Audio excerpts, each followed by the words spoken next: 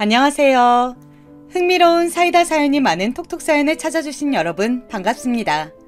오늘도 재미난 이야기가 3가지나 준비되어 있어요.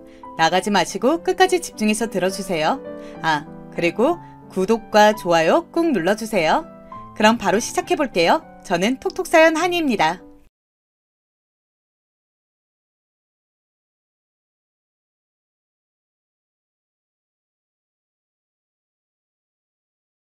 안녕하세요. 저는 서울 사는 40대 여자입니다. 요즘 날씨가 부쩍 추워져서 밖에 나가니까 확실히 기온이 낮더라고요. 꼭 이럴 때 병원에 환자들이 오거든요. 여러분들도 건강관리 유의하셔서 감기에 걸리지 않도록 조심하세요. 혹시 모르니까 독감 주사를 꼭 맞으시길 바랍니다. 아무래도 제가 직업이 간호사라서 이런 건강 관련해서는 주위에도 무조건 주사는 맞으라고 하거든요. 제 사연을 보러 와주신 분들도 따뜻한 물도 자주 드시고 몸이 차갑지 않게 해주셔서 이번 추운 겨울 잘 보내시길 바랄게요. 오늘은 바로 우리 시어머니에 관해 제보하려고 해요. 대한민국 며느리들은 고부 갈등이 없는 사람이 희귀하다고 하죠. 우리 시어머니는 인간적으로 정말 대단한 분이세요. 평소에는 말이 그렇게 많지 않으신데 나서야 할 일이 있으면 딱 나서는 멋지고 당찬 분이랍니다. 특히 제가 성격이 많이 내성적이고 조용한 편이라 이런 시어머니를 보면 본받을 점이 많다고 늘 생각이 들어요. 결혼하고 참 웃고 울던 날들이 많았는데요. 제게 어떤 일이 있었는지 궁금하시죠? 다사다난했던 그동안의 일들, 그럼 바로 시작하겠습니다. 저는 서울로 차로 4시간이 걸리는 지방에서 태어나고 자랐어요. 아래로 동생 한 명이 있고 부모님은 딱히 직업이 없으셨습니다. 아빠는 트럭을 몰고 다니면서 물건을 사고 파는 일을 하셨는데 사실상 돈을 얼마 되지 않았습니다. 기름값을 내고 끼니를 해결하면 남는 돈이 하나도 없었거든요. 그래서 엄마는 늘 나가서 일하셔야 했습니다.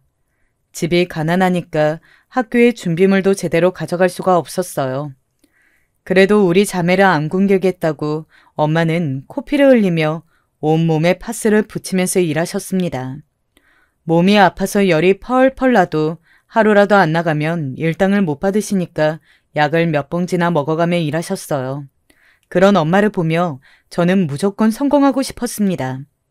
그래서 죽어라 공부했는데 사실상 한계가 있기는 하더라고요. 남들 다 받는 사교육을 저만 안 받으니 미친 듯이 노력해서 따라잡을 수밖에 없었습니다. 엄마는 그런 제게 나중에 꼭 돈 많은 남자를 만나서 시집가라고 하셨어요. 가난한 남자를 만나면 자식들이 고생한다고 하셨습니다. 그렇게 저는 고등학교 때 밥도 안 먹고 잠자는 시간도 줄여가면서 공부했어요. 그러다 제 평생 꿈이었던 간호사가 되려고 간호학과에 원서도 넣었습니다. 학교에서 선생님도 우리 집의 가정 형편을 아시고 적극적으로 도와주셨어요. 저는 결국 지방에 있는 국립대학교의 간호학과에 장학금을 받고 입학할 수 있게 되었습니다. 그런데 너무 안타깝게도 졸업은 할 수 없었어요. 왜냐하면 제가 1학년도 끝나지 않았을 때 아빠가 갑자기 병에 걸려 돌아가셨거든요. 수영아, 엄마가 너무 미안해. 우리 딸 꿈까지 포기하게 하고. 그런데 도저히 버틸 수가 없어.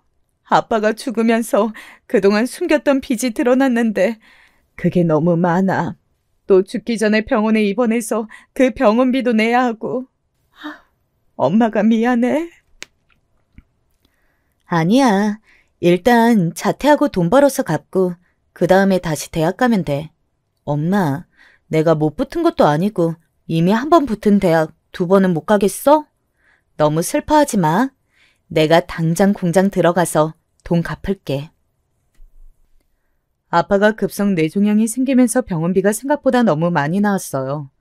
그리고 돌아가시면서 주변에 빌린 돈이 그렇게 많다는 것이 밝혀지게 되었습니다. 결국 저는 편하게 대학에 다니면서 공부할 수가 없는 환경이었죠. 그래서 학교를 자퇴하고 공장에 들어갔습니다. 처음에는 휴학 생각도 했는데 그것도 최대 2년이라 돌아올 수 있을지 장담하지 못하겠더라고요. 빚이 너무 많아서 집도 팔고 이사까지 가는 마당에 학교는 제게 사채였습니다. 엄마는 제가 자퇴하고 공장에 간다고 하니까 엉엉 울면서 미안하다고 하셨어요. 엄마가 그렇게 제 앞에서 눈물을 보인 것은 그때가 처음이자 마지막이랍니다. 그런 엄마를 보며 저는 제 선택이 후회되지 않게 돈을 열심히 벌기 시작했습니다. 그리고 공장에서 1년 정도 일만 하면서 빚을 차근차근 갚았어요. 아직 고등학생이었던 동생과 그런 동생을 키우면서 마트와 식당에서 밤낮 없이 일하던 엄마를 생각하면 힘들어도 버틸 수가 있었습니다. 그러다 1년 정도 일하니까 공장 사장님이 제가 일머리가 있다고 본인 친구 사업장에 가서 일하라고 일자리를 소개해 주셨어요. 그곳은 건설 회사였는데 마침 격리 자리가 공석이라고 하셨습니다. 1년 내내 일하면서 친구도 안 만나고 개인적인 취미 활동도 하지 않고 진짜 일만 하면서 빚을 갚았거든요. 덕분에 급한 불은 다 끌 수가 있었는데 몸이 조금 아프기 시작했습니다. 그래서 급여도 나쁘지 않았고 무엇보다 집과 너무 가까운 거리라서 바로 가서 일하게 되었어요. 그리고 거기서 저는 지금 남편을 만나게 되었습니다. 격리로 일하면서 현장에서 일하던 남편과 눈이 맞았거든요. 외모도 그렇지만 무엇보다 착하고 굉장히 성실한 모습이 너무 제 마음에 들었습니다. 남편은 젊은 직원 중에 제일 일찍 출근했고 상사에게도 잘했거든요. 사무실에서 일하면서 그런 남편의 모습을 보며 저런 사람과 결혼하고 싶다는 마음이 들었습니다. 사실 우리 아빠는 그렇게 좋은 남편은 아니었거든요. 성실함과는 거리가 멀었던 사람이라 남편의 모습을 보고 한결같은 모습이 마음에 들었어요. 그리고 연애하며 알게 되었는데 남편은 저보다 더 불우한 가정 환경이었습니다. 10살 때 아버지가 돌아가시고 혼자 남겨진 어머니와 두 남동생을 키우면서 살았다고 하더라고요. 중학생 때부터 친구들과 놀러 다니지 않고 신문 배달하고 식당에 가서 불판을 갈면서 일했다고 했습니다. 그러다 고등학생 때는 아예 학교까지 그만두고 저처럼 공장에서도 일하고 심지어 바닷가에 가서 횟집 일도 도왔다고 했어요. 안 해본 일이 없다고 웃는 모습을 보며 이런 사람과 결혼하면 힘든 일도 다 이겨낼 수 있을 것 같았습니다. 그래서 저는 결혼하고 싶었는데 친정 엄마는 제가 남편을 소개하자 반대부터 하셨어요. 그냥 엄마는 네가 부잣집 남자 만나서 결혼했으면 좋겠어. 우리 수영이는 엄마처럼 고생하면서 살지 않길 바란단 말이야. 그런데 형편이 안 좋은 집에 시집가면 어떡해? 시아버지도 안 계시면 홀어머니잖아. 수영아, 삼형제 중 장남에다 홀어머니면 엄마는 너무 반대야. 엄마 마음이 무슨 마음인 줄은 알아. 그런데 우리 집도 가난하잖아. 그냥 없는 사람끼리 모아서 서로 의지하며 살면 되는 거지. 그리고 시어머니는 괜찮은 분이야. 말수는 적은데 적어도 나를 괴롭히거나 시집살이 시킬 분은 아닌 것 같아. 아, 얘는? 그걸 네가 어떻게 알아? 지금은 멀쩡해 보여도 막상 결혼하고 같이 살면 돌변할 수도 있어. 나도 결혼 전에는 너희 아버지가 저런 줄은 몰랐어. 수영아, 엄마는 진짜 모르겠어.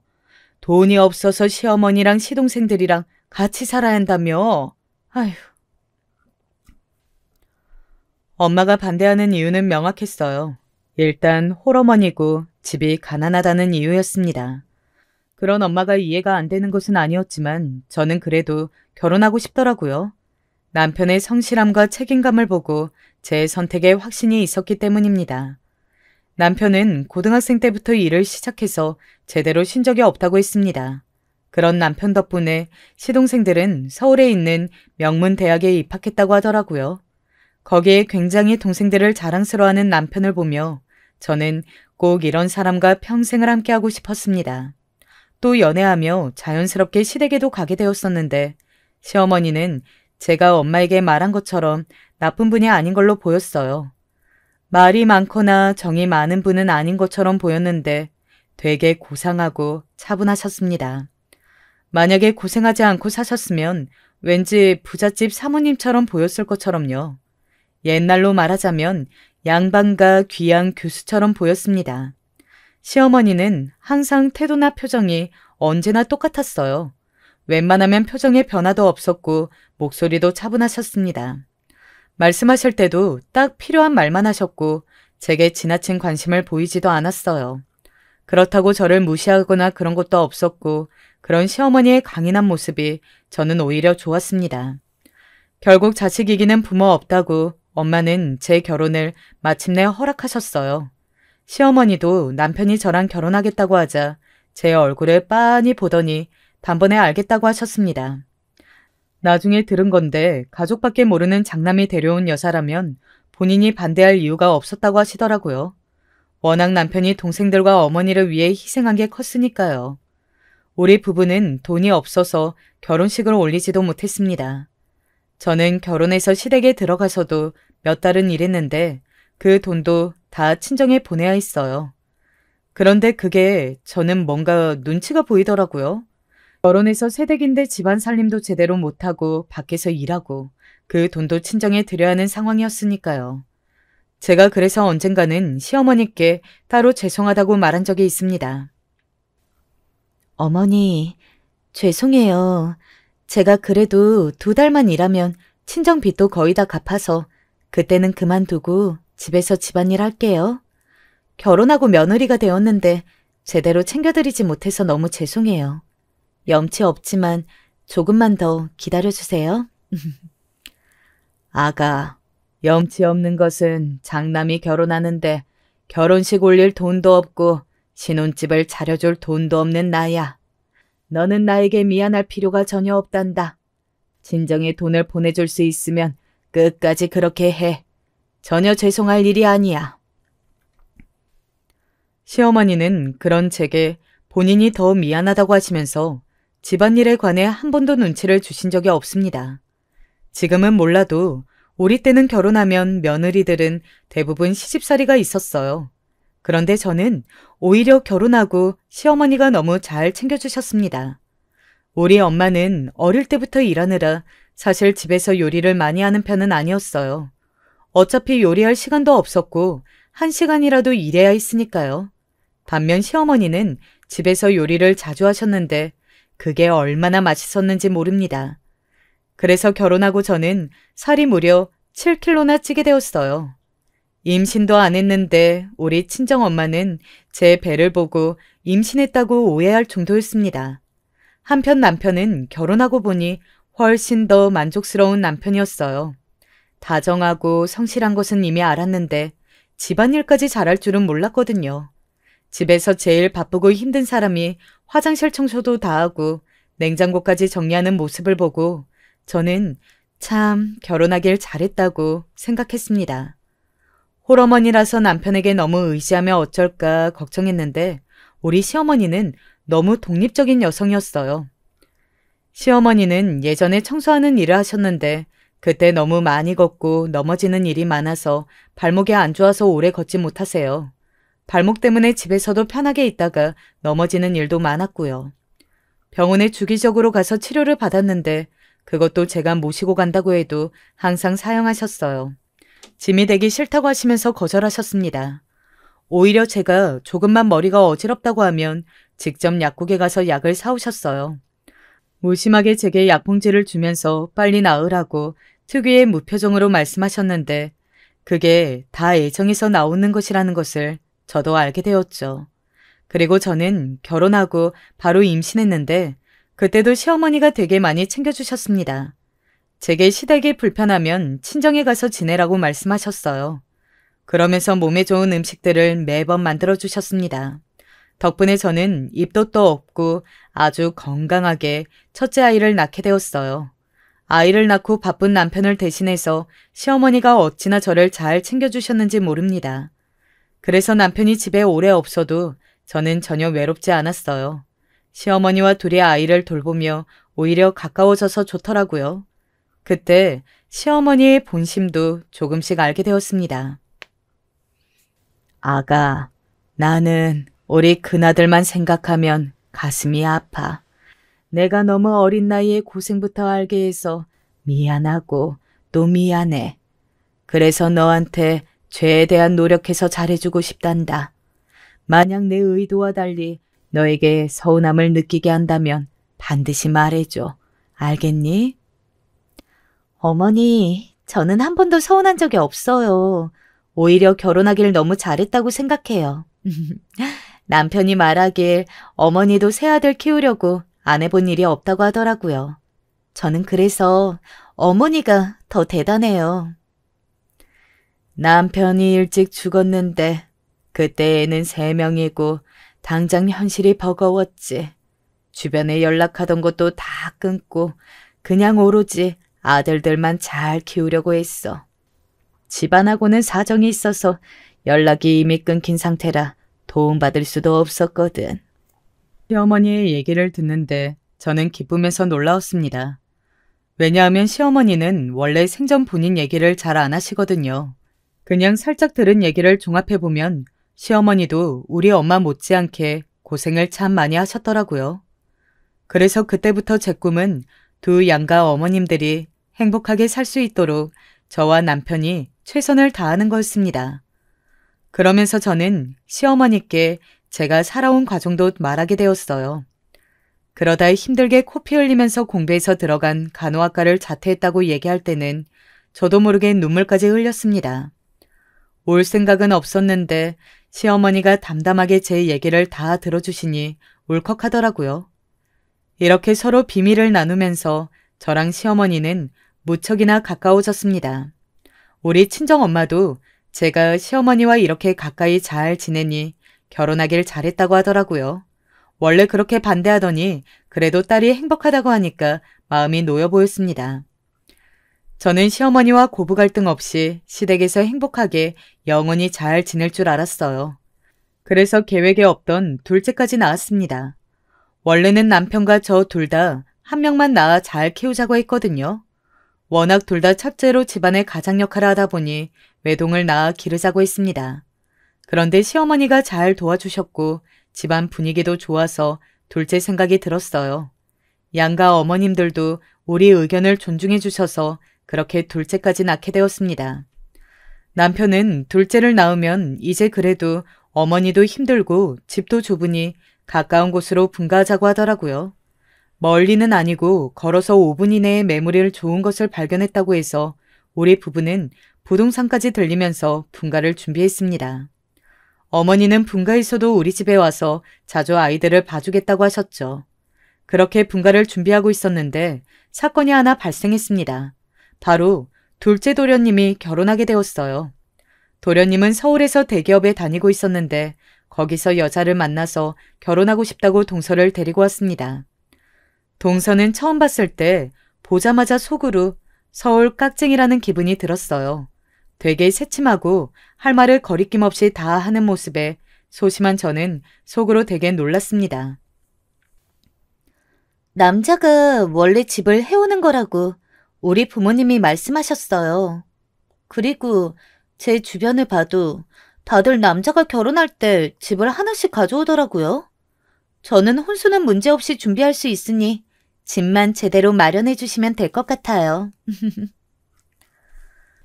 둘째 동서는 무려 시댁에 처음 인사로 온 날 대놓고 집을 요구했어요. 그런데 여기서 문제가 발생했습니다. 둘째 서방님이 일하면서 모은 돈으로는 절대 서울에 있는 아파트를 구할 수가 없었거든요. 동서는 서울에서 나고 자란 토박이라 눈이 매우 높아 보였습니다. 겨우 시어머니의 비상금을 꺼내 합쳐보아도 동서는 그런 곳에서 어떻게 사냐고 서방님에게 불만을 토로했다고 해요. 서방님은 그때 당시 동서와 꼭 결혼하고 싶다고 시댁에 와서 사정했습니다. 결국 그 수준에 맞춰주기 위해 우리 부부는 상의 끝에 우리가 이사 가려고 모은 돈을 주게 되었어요. 시어머니는 절대 안 된다고 우리 돈은 지키라고 하셨지만 남편과 저는 그래도 인생에 한 번뿐인 결혼이니까 웬만하면 동서가 마음에 드는 곳에서 신혼생활을 시작하길 바랐습니다.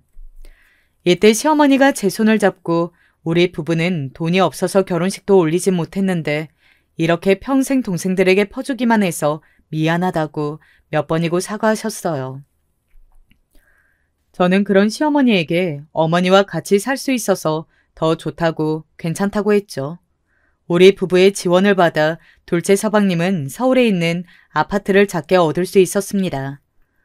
우리 부부가 결혼식을 안 올렸기 때문에 둘째 서방님의 결혼식을 앞두고 시어머니는 근심이 많으셨어요. 저희도 시간이 흐르면서 그래도 먹고 살 수준은 되었지만 아이가 둘이나 있어서 저는 돈이 아깝더라고요. 이렇게 큰돈이 들어갈 곳도 많을 텐데 최대한 아끼고 싶었습니다. 그래서 시어머니에게 우리 부부는 아무 문제가 없으니 마음 놓으라고 얼마나 말했는지 몰라요. 그렇게 둘째 서방님이 결혼했는데 바로 다음 해에 셋째 서방님까지 결혼하고 싶다고 여자를 데리고 왔습니다. 공교롭게도 셋째 도련님도 서울에서 회사에 다니고 있어서 셋째 동서도 서울에 있는 집을 원하는 상태였어요. 바로 여기서 문제가 또 발생하게 되었습니다. 시어머니는 이번에는 무슨 일이 있어도 셋째 도련님에게 돈을 지원해주지 말라고 하셨어요. 남편이 고등학교 때부터 자퇴하며 일한 돈으로 동생들을 대학도 보내고 취업도 시켰는데 결혼까지 시켜야 하냐고 화를 내셨거든요. 그래서 저랑 남편도 둘이 이번에는 진짜 돈을 주지 말라고 했는데 글쎄 둘째 동서가 셋째 동서에게 시댁에서 집을 해줬다고 한 거예요. 우리는 말하지도 않았는데 본인이 자기는 집을 받았는데 왜 셋째는 집을 못 받냐고 했다는 말에 저는 할 말을 잃었습니다. 당연히 이걸로 셋째 동서와 그쪽 집안은 난리가 났어요.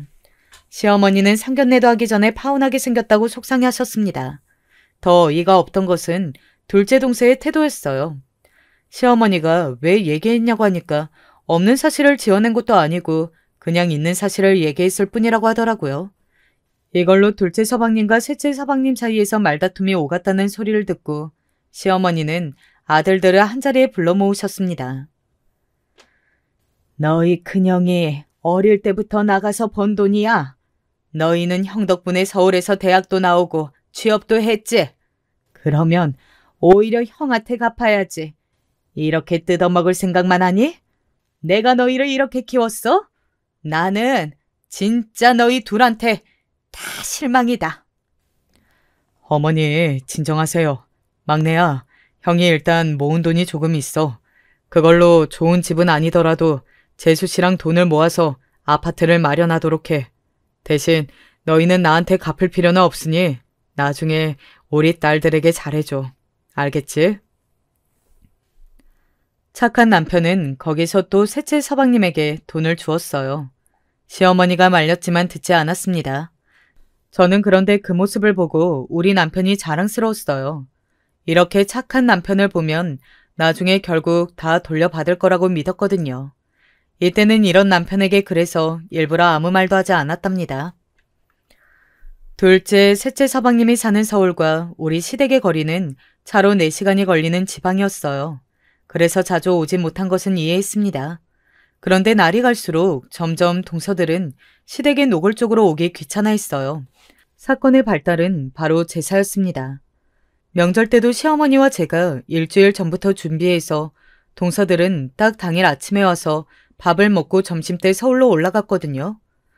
준비를 돕는 것은 절대 바라지도 않았지만 그래도 명절이고 자주 못 보니까 조금이라도 늦게 올라가길 바라면 대놓고 한숨을 쉬고 표정이 좋지 않았습니다. 아이러니하게도 동서들은 저를 빼고 둘이 친했어요. 알고 봤더니 둘은 학교도 같았고 나이대도 비슷해서 금방 친해지더라고요. 또 둘 다 서울이라 시댁에 오는 날보다 오히려 둘이 만나는 날이 많다고 했습니다. 셋째 서방님이 결혼하면서 있었던 일 때문에 의가 상할까 걱정했는데 그건 아니었어요. 아무튼 동서들은 어느 순간부터 시아버지 제사에는 오지 않더라고요. 시댁에 제사가 많은 것도 절대 아니고 딱 시아버지 제사만 지냈거든요. 그런데 동서들은 멀다는 이유로 오지 않았습니다. 음식 준비도 시어머니와 제가 하는데 말이에요. 시어머니는 원래 남에게 싫은 소리를 전혀 하지 않은 분이에요. 제가 시집 와서도 절대 제게 시집살이를 시키지 않았습니다. 그런 분이 동서들이 다 모였을 때 제사 얘기를 꺼냈더니 동서들이 뭐라고 했는지 아세요? 많은 것을 바라는 것도 아니야. 그냥 와서 절만 하고 가면 안 되겠니? 얼굴 한번 못 봤다고 하지만 그래도 시아버지잖아. 준비는 어차피 그나가랑 내가 하니까 너희는 와서 절을 하고 밥만 먹어. 어머니, 절만하고 가기에도 편도 4시간이 너무 길어요. 하루에 차 한 8시간을 타야 하잖아요. 어머니가 이해해 주세요. 저희는 사실 명절에만 오는 것도 힘들어서요. 형님처럼 같이 살면 저도 당연히 참석하죠. 맞아요. 너무 머니까 그런 거예요. 큰형님이 우리 대신 절하시면 되잖아요. 둘째 형님이랑 제가 일부러 안 오는 것이 아니잖아요. 저희도 참석하고 싶은데 그럴 수가 없어서 속상해요. 동서들은 마치 말을 맞춘 것처럼 시어머니가 얘기를 꺼내자 대놓고 이제 제사에는 오지 않겠다고 했습니다. 사실 차로 4시간이 걸리는 것은 맞지만 기차를 타면 훨씬 짧게 걸리거든요. 기차를 타면 왕복 4시간이면 가능한 거리를 저렇게 말하니까 서운했습니다. 기차 얘기를 꺼내면 동서들은 자동차가 편하다고 하더라고요. 더 웃겼던 점은 여기서 문제가 끝나지 않았어요. 왜냐하면 이 얘기가 있고 얼마 뒤 둘째 동서는 그렇게 바라던 임신에 성공했어요. 그리고 바로 명절 때도 시댁에 오지 않았습니다. 더 웃겼던 점이 뭔지 아세요?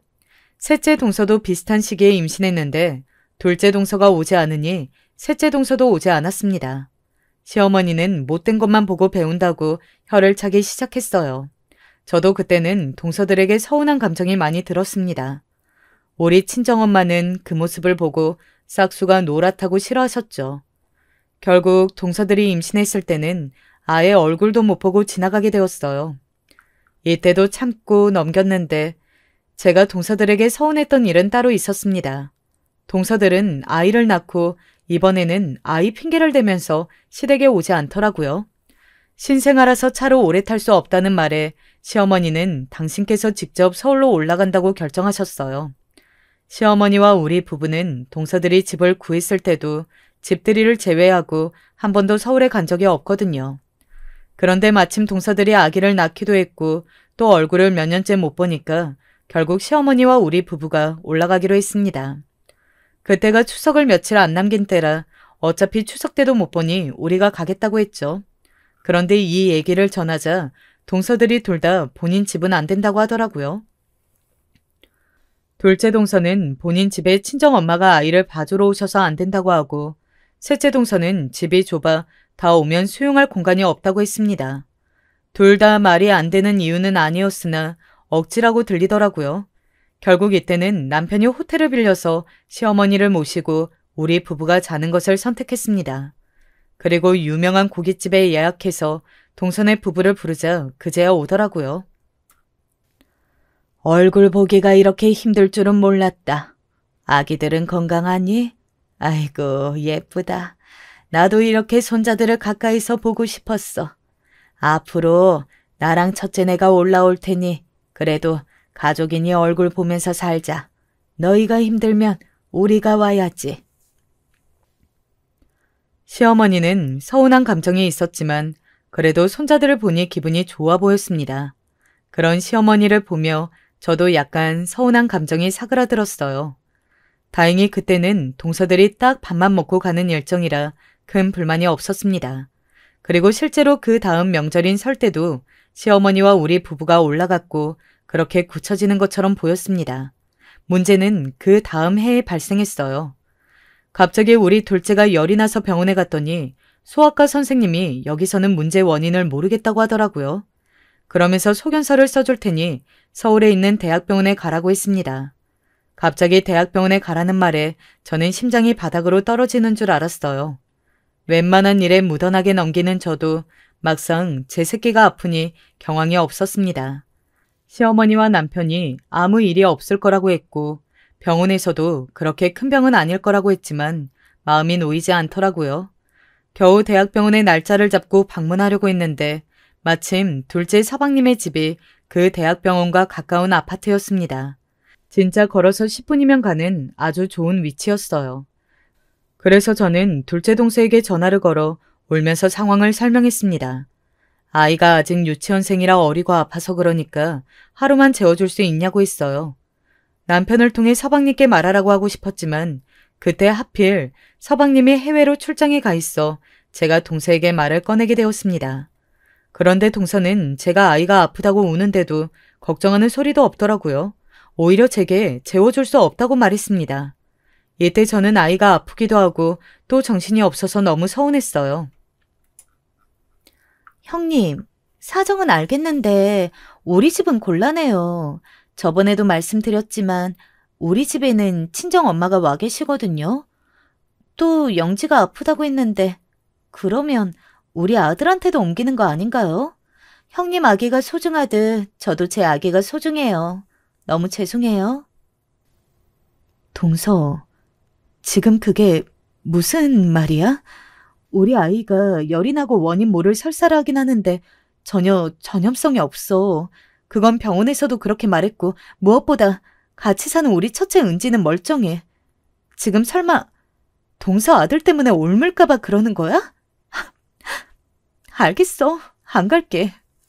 동서의 말에 너무 서운했던 저는 안 간다고 말하고 시어머니 앞에서 엉엉 오열했어요.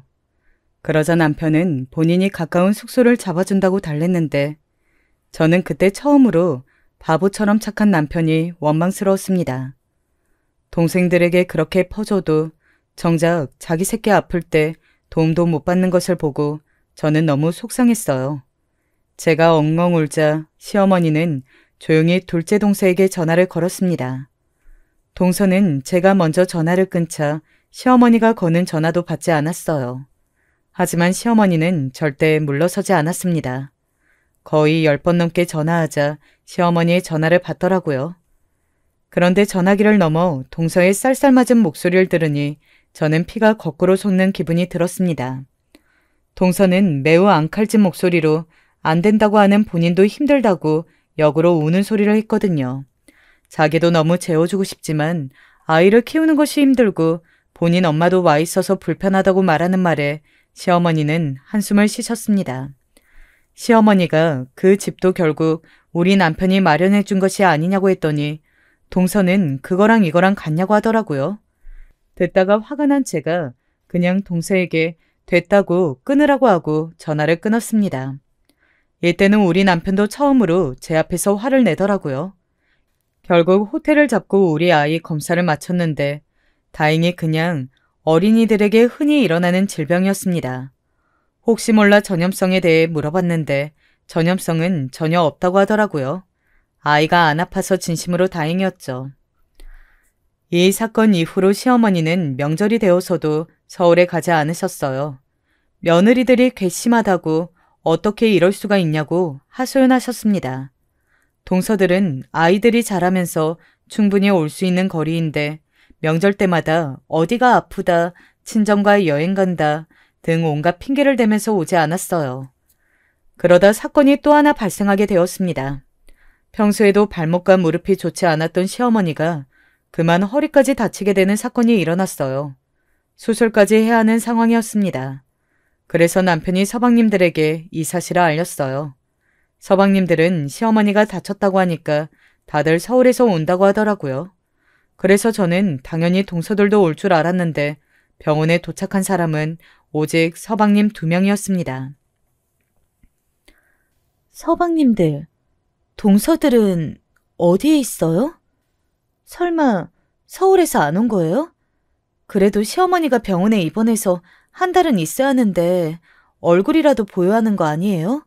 어떻게 이럴 수가 있어요. 진짜 동서들 해도 해도 너무한 것 같아요. 안 그래도 그것 때문에 아내랑 다투고 내려왔어요.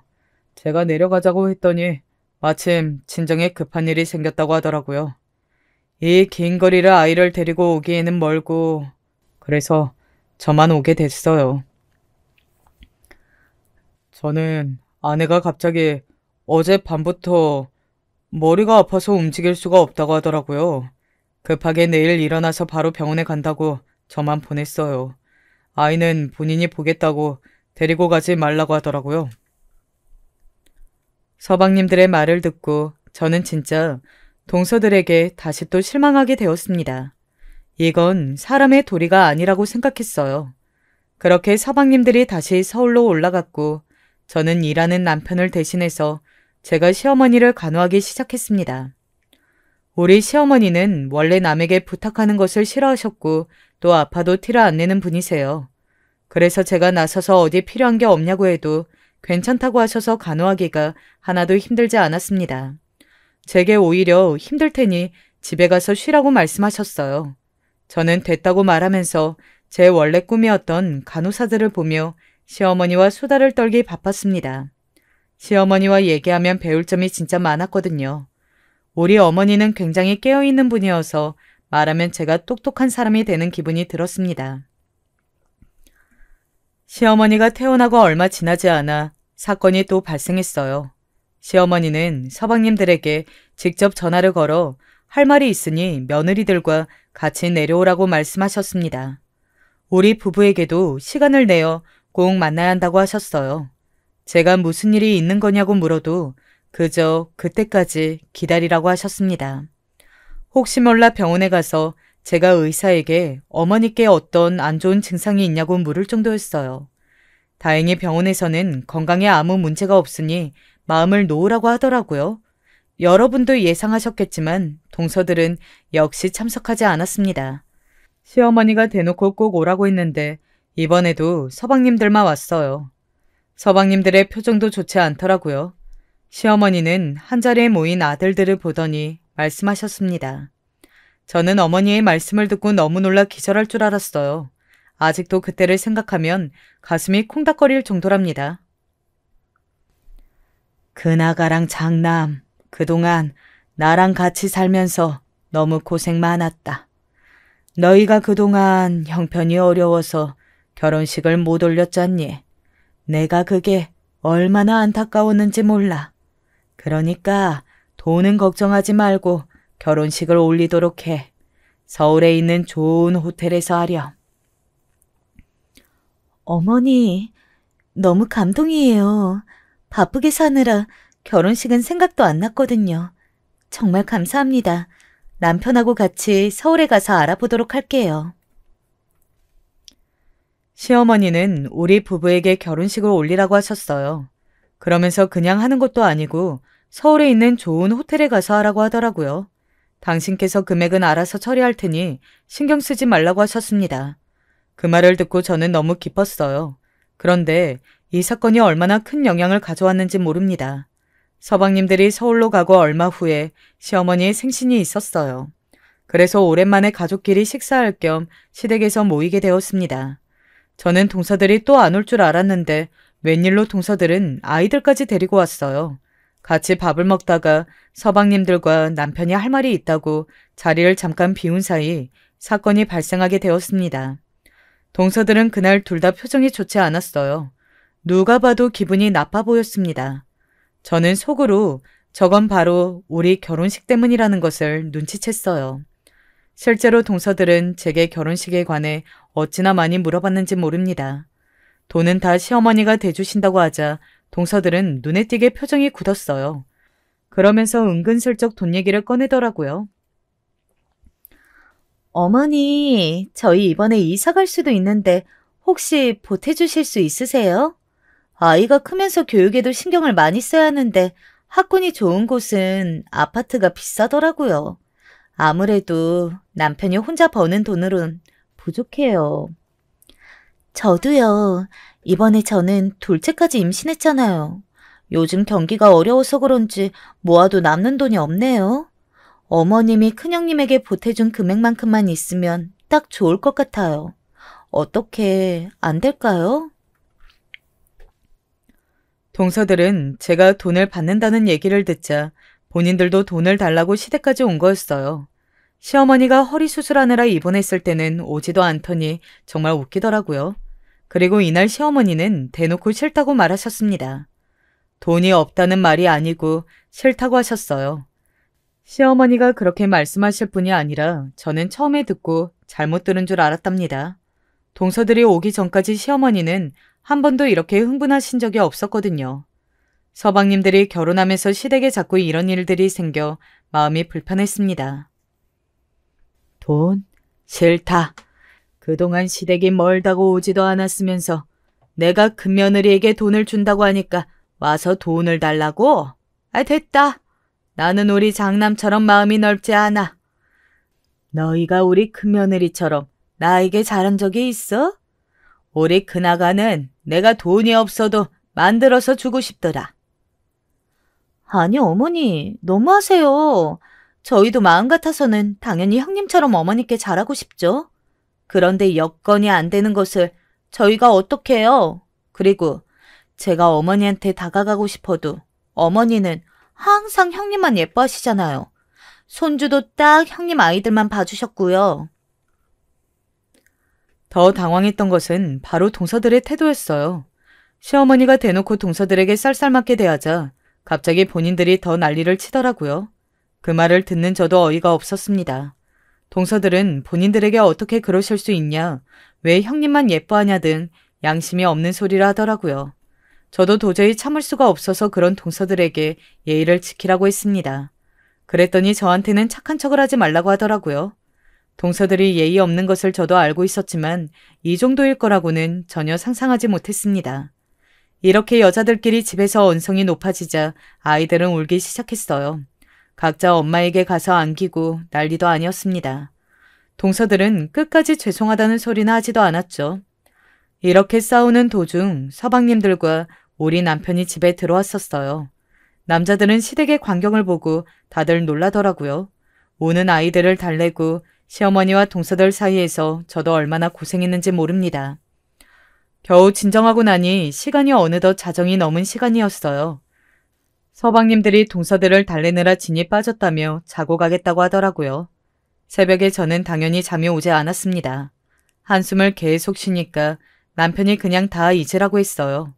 잊고 싶어도 시어머니가 안타깝고 또 제 처지가 안쓰럽고 그날따라 왜 이렇게 눈물이 나오는지 모르겠더라고요. 시어머니에게 다음날 동서들이 서울로 가면 그냥 우리 결혼식 때까지만 연락하고 그 이후로 인연을 끊자고 진지하게 말하려고 했습니다. 그리고 바로 다음 날이 되었어요. 이 오전에 일어난 일이 바로 제가 오늘 제보하는 사연의 핵심이랍니다. 우리 첫째가 영어에 되게 관심이 많아서 늘 보는 영어 영상이 있어요. 아침에 다들 어젯밤에 일어난 사건 때문에 어색한데 혼자 영어 영상을 보겠다고 하더라고요. 그때 또 남편과 서방님들은 근처 친척집에 갈 일이 생겨서 셋이 나갔습니다. 저는 동서들과 시어머니 사이에서 분위기를 풀어보려고 애쓰고 있었어요. 그러다 사건이 발생했습니다. 영어 동화 영상을 보며 따라하는 우리 첫째를 대놓고 동서들이 비웃었어요. 그걸 보고 시어머니가 왜 비웃냐고 말하면서 우리 첫째를 서울에 있는 유명한 영어 유치원에 보내자고 하셨습니다.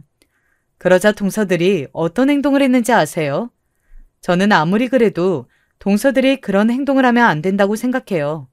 여러분은 어떤 생각인지 궁금합니다. 은지가 영어를 참 좋아하잖아. 얘 그나가 은지 나중에 영어 선생님 되는 거 아니냐? 아니면 영어를 쓰는 일을 할 것 같아. 나는 벌써 기대한다. 저도 그러면 너무 좋을 것 같아요. 우리 아이들이 커서 뭐가 될지는 저도 모르지만 은지는 영어 관련해서 일하지 않을까요? 부담을 주는 것이 싫어서 일부러 억지로 시킨 적이 없는데 알아서 이렇게 잘하니까 너무 고맙더라고요. 시어머니가 제게 은지가 나중에 영어 관련 일을 할 것 같다고 하니까 동서들은 대놓고 비웃더니 갑자기 영어로 말하기 시작했습니다. 저는 영어를 학창시절에 쓰고 이미 다 까먹은 상태였어요. 그래서 뭐라 하는지 전혀 모르겠더라고요. 동서들은 대놓고 시어머니와 우리를 보고 웃더니 영어로 깔깔거리기 시작했습니다. 순간 너무 수치심이 들었고 남편과 서방님들이 오면 그냥 우리는 이제 얼굴 보고 살지 말자고 했어요. 속상하기도 하고 얼굴이 새빨개진 상태로 있었는데 더 놀라운 점은 바로 시어머니였습니다. 시어머니는 갑자기 일어나더니 방으로 향하셨어요. 시어머니가 방에 가는 것을 보고 저는 무작정 따라갔는데 시어머니는 옷장을 열더니 뒤지기 시작했습니다. 그러더니 곧 어떤 종이를 들고 동서들 앞으로 갔어요. 그리고 그것을 동서들에게 보여주었습니다.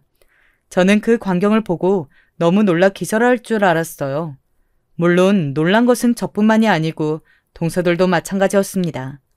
왜냐하면 시어머니가 보여준 그것은 바로 뭐였는지 아세요?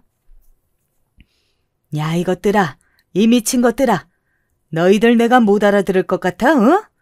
나 이화여대 졸업한 여자야. 이 망할 것들이. 사람을 무시해도 정도가 있지. 발음도 구린 게 어디서 영어야? 내가 배워도 너희보다 더 배웠어. 어머니, 이대를 졸업하셨어요? 아니 세상에 저는 전혀 모르고 있었어요. 어쩐지 어머니랑 대화하면 똑똑한 게 느껴졌는데 웬일이야, 어머. 내가 그동안 꾹 참았는데 도저히 저것들 더는 못 보겠다. 공식적으로 말할 테니 잘 들어라. 우린 이제 절연이다. 알겠어? 그나가 너는 결혼식에 맞춰서 서울로 이사갈 준비해라. 내가 돈 줄 테니 한강 보이는 고급 아파트? 거기로 우리는 가자. 저는 어머니의 말에 놀란 점이 한두 개가 아니었습니다. 시어머니는 본인이 이화여대를 졸업한 사람이라고 졸업장을 보여주고 제게는 서울로 이사까지 가자고 하더라고요. 동서들은 당연히 이게 무슨 황당한 소리인가 믿지 못하는 얼굴이었습니다. 그러자 시어머니는 방에 가서 통장과 부동산 관련 서류까지 들고 왔어요. 그것을 보자 믿기 힘든 금액이 가득했습니다. 그것도 다 시어머니 명의로 건물과 아파트가 있었거든요. 동서들은 졸업장과 부동산 등기를 보더니 갑자기 납작 엎드리기 시작했어요. 본인들이 잘못했다고 빌었지만 이미 늦어도 한참 늦었습니다. 화가 난 시어머니를 감당할 수 없었거든요. 시어머니는 거기서 멈추지 않고 동서들에게 결혼할 때 받았던 신혼집들도 다 내놓으라고 하셨습니다. 그때 마침 서방님들과 남편이 들어와서 이 모든 광경을 지켜보았어요. 웃겼던 점은 아들들도 본인 엄마가 이화여대 출신인 것을 전혀 모르고 있더라고요. 나중에 사건이 다 진정된 후에 시어머니에게 들은 내용은 정말 충격이었습니다. 알고 봤더니 시어머니는 상당히 유복한 집안에서 태어났대요. 그래서 자라면서 어려움은 전혀 모르고 자랐고 그렇게 이화여대까지 들어갔다고 합니다. 부모님의 기대도 컸고 워낙 집안도 좋아서 결혼할 사람은 이미 졸업 전에 정해진 상태였대요. 그런데 갑자기 가난한 시아버지를 보고 시어머니는 첫눈에 반했다고 합니다. 둘의 사랑을 당연히 반대한 시어머니의 친정에서는 시어머니를 보고 결혼하려면 아예 인연을 끊자고 했대요. 그냥 겁을 주려고 하셨던 말씀인데 진짜로 시어머니는 독하게 연락을 다 끊고 지방으로 오게 되었답니다. 처음 신혼생활은 나름 괜찮았는데 셋째 서방님을 낳고 얼마 지나지 않아 시아버지가 돌아가셨대요. 그래서 그때부터 시어머니는 혼자 아들 셋을 키우느라 정신이 없었다고 합니다. 너무 고생하면서 키워서 자식들은 당연히 본인 엄마가 이대 출신인 것을 몰랐던 거죠. 충분히 주변에 연락할 수 있는 상황이었는데 시어머니는 자존심이 허락하지 않았다고 합니다. 친정에도 그리고 동창들에게도 연락하고 싶지 않았대요. 남들은 다 잘나가는 사업가와 결혼해서 서울에서 잘 먹고 잘 사는데 본인은 지방에서 아들 셋 키우느라 몸이 안 아픈 곳이 없었으니까요.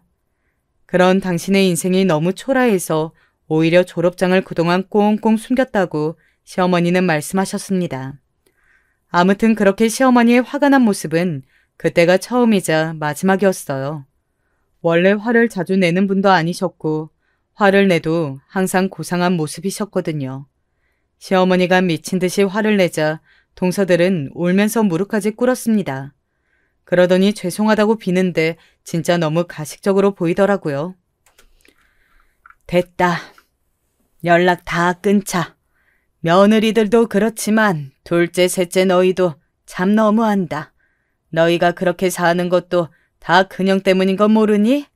나는 그래서 아예 지금 이 재산을 모두 장남에게 줄 거야. 그리고 그나가 너는 그렇게 하고 싶어 했던 간호학과에 진학해서 간호사가 되도록 해. 아이들도 다 컸고 돈은 걱정할 필요가 없단다.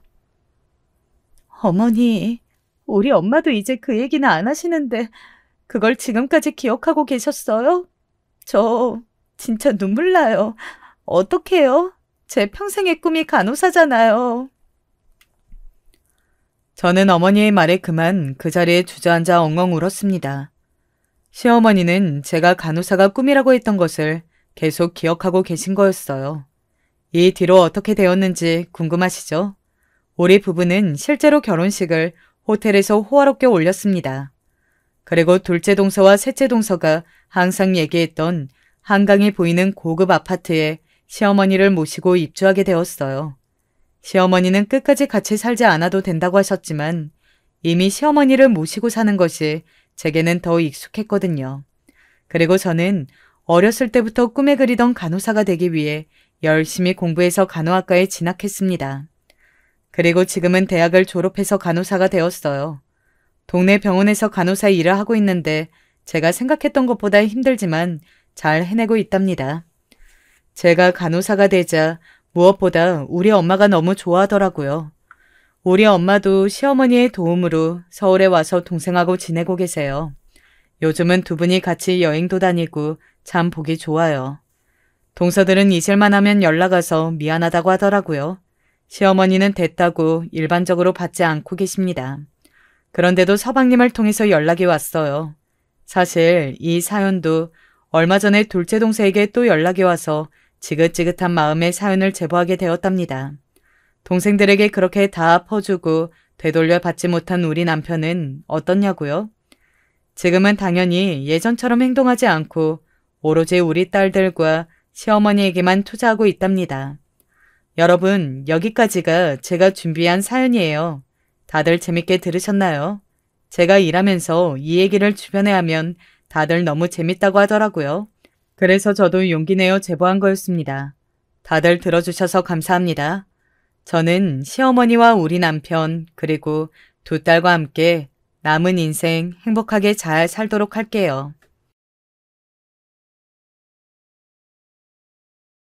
안녕하세요. 저는 30 초반 서울에서 살고 있는 남자입니다. 사연 유튜브 요즘 재미나게 듣고 있는데 저도 꽤 험난한 일을 겪었던 적이 있어서 한번 사연을 보내볼까 싶더라고요. 한번 이야기 들어보시고 재미있는 시간 보내셨으면 좋겠습니다. 저희 집은 어려서부터 화목한 가정이었습니다. 저희 집은 5남매나 되는 요즘 가정치고는 엄청 자식을 많이 낳은 집이었죠. 거의 연년생인 남매들끼리 서로 싸우고 놀면서 커왔는데 그게 지금 생각하면 저희 정서 형성에 매우 좋은 영향을 미쳤던 것 같습니다. 다들 성격이 참 좋았거든요. 물론 우리끼리 있을 때 좋다는 거긴 한데 만약 남들과 시비 붙을 일이 생기면 다들 팔 걷어붙이고 나서는 타입이긴 해요. 성격이 5남매 중 4명이 전부 엄마를 닮았거든요. 엄마는 굉장히 성격이 다혈질인데다가 욱하는 게 있는 분이었는데 대신 그만큼 화끈하고 다정한 면도 있는 분이었죠. 아빠는 좀 눈치도 없고 느긋하고 느린 분이었고요. 아빠는 무슨 일이 있어도 뒷짐지고 그냥 흘러가는 대로 내버려두는 분이라 엄마하고는 완전 대조되는 성격이었어요. 엄마는 반대로 뭔가 거슬리는 거나 이게 아니라고 생각되면 바로 그 자리에서 말씀하는 편이었고요. 저희 남매 중 대다수가 엄마를 닮았기 때문에 저희는 어려서 동네에서 뛰어놀면서도 무서운 게 없었어요. 그렇다고 막 깡패 같은 성격들은 아니고 그냥 함부로 구는 애들한테 우리 남매가 함께 싸웠던 거였죠. 그건 우리가 초등학교를 거쳐서 중학교, 고등학교를 졸업할 때까지 마찬가지였어요. 사실 성격들이 참 흥분을 잘하는 사람들이라 싸우다 보면 말이 심해지는 경우도 종종 있긴 했어요. 남들과 싸울 때도 그랬고 우리끼리 싸울 때도 그랬고요. 그런데 싸우고 나서는 또 쿨하게 서로 풀고 받아들였기 때문에 그게 앙금은 전혀 안 남았어요. 저는 5남매 중 셋째로 그나마 엄마의 성격을 덜 물려받은 편이라고 생각했습니다. 싸울 일이 있으면 다들 먼저 뛰쳐나가는데 저는 뒤에 서 있다가 혹시라도 우리 상황이 불리해지면 참전하는 타입이었거든요. 그런데 특히 형들하고 있을 때 제가 싸움을 했던 적은 거의 없었어요. 불리해질 일이 있어야죠. 아무튼 그래서 저희는 한 동네에서 똘똘 뭉쳐서 커왔어요. 지방 소도시에서 나고 자랐는데 그 동네에선 유명했죠. 김씨네 5남매라고 하면 무슨 독수리 5형제처럼 받아들여질 정도로요. 그런데 큰형이 공부를 잘해서 대학을 서울로 가고 그 다음 연년생인 둘째 형도 인서울대학에 가게 되니까 엄마 아빠가 서울로 이사하자고 하시더라고요. 저희는 동네 토박이로 커온 지방을 떠난다는 게 아쉬웠지만 그래도 엄마 아빠의 결정을 군말 없이 따랐어요. 사실 저희도 서울이라는 큰 도시로 간다는 게 가슴이 막 뛰었거든요. 저는 둘째 형하고 2살 차이라 고등학교 2학년 때 전학을 갔어요. 제 밑에 동생들은 전부 연년생인지라 고등학교 1학년, 중학교 3학년이었죠. 저는 지방 소도시에서는 나름 공부도 잘하고 반장까지 했었기 때문에 새 학교에 가서도 눈에 띄고 싶었어요. 선생님들과 잘 지낼 자신도 있었죠. 그런데 서울로 가서 전학을 가니까 반 친구들이 저를 좀 우습게 알더라고요. 왜 쳐다보는 눈길에서 느껴지는 느낌이 있잖아요. 친구들은 저를 촌스럽고 공부도 못하게 생긴 애라고 생각했어요. 그래도 저는 전학 와서 적응만 좀 더 하면 될 거라고 생각하고 참고 학교를 다녔죠. 그러던 어느 날 전학 간 지 3개월쯤 되는 날이었어요. 그때 조금 친해진 아이들이 생겨서 같이 밥도 먹고 그랬는데 반에서 모범생으로 선생님 인정도 받고 공부 잘한다고 하는 애들이었죠. 저도 열심히 해야지. 잘나지는 못했지만 공부는 더 열심히 해서 저 애들하고 같이 다녀도 부끄럽지 않게 해야지 하고 결심하고 있었어요. 그런데 같이 급식으로 점심을 먹고 제가 화장실을 잠깐 다녀왔는데 복도에 서 있던 그 친구들이 제 이야기를 하는 걸 듣게 되었어요. 화장실에 사람이 너무 많아서 그냥 앞에서 돌아왔더니 제가 그렇게 빨리 올 줄 몰랐던 것 같더라고요. 야, 영수 좀 짜증나지 않냐? 처음에 혼자 겉도는 거 불쌍해서 같이 밥 먹어줬더니 계속 따라오려 그래. 너가 말 좀 해봐. 더 따라오지 말라고. 내가 어떻게 그래. 촌스럽고 불쌍해 보여서 선생님들이 쟤 가엾다고 한단 말이야. 집도 못 사는 것 같던데? 그러게. 가방도 싸구려고 낡았더라. 핸드폰도 중고로 산대. 씻지도 않는 것 같지 않냐? 옷도 더럽고, 진짜.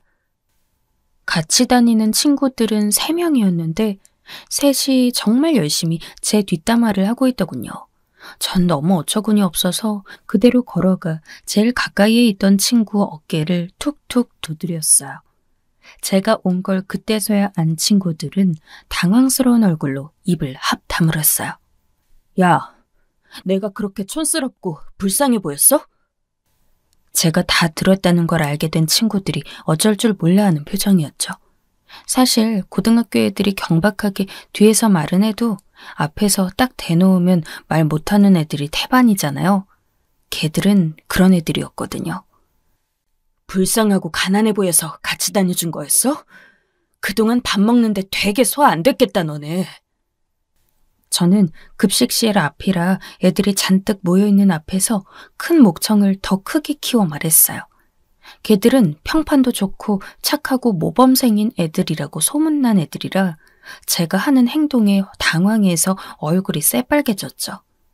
아마 거친 남고딩들이라면 안 그랬을 텐데 나름대로 선생님 총애를 받는 범생이들이었기에 더욱 그랬어요. 자기들 평판을 지켜야 했던 거였죠.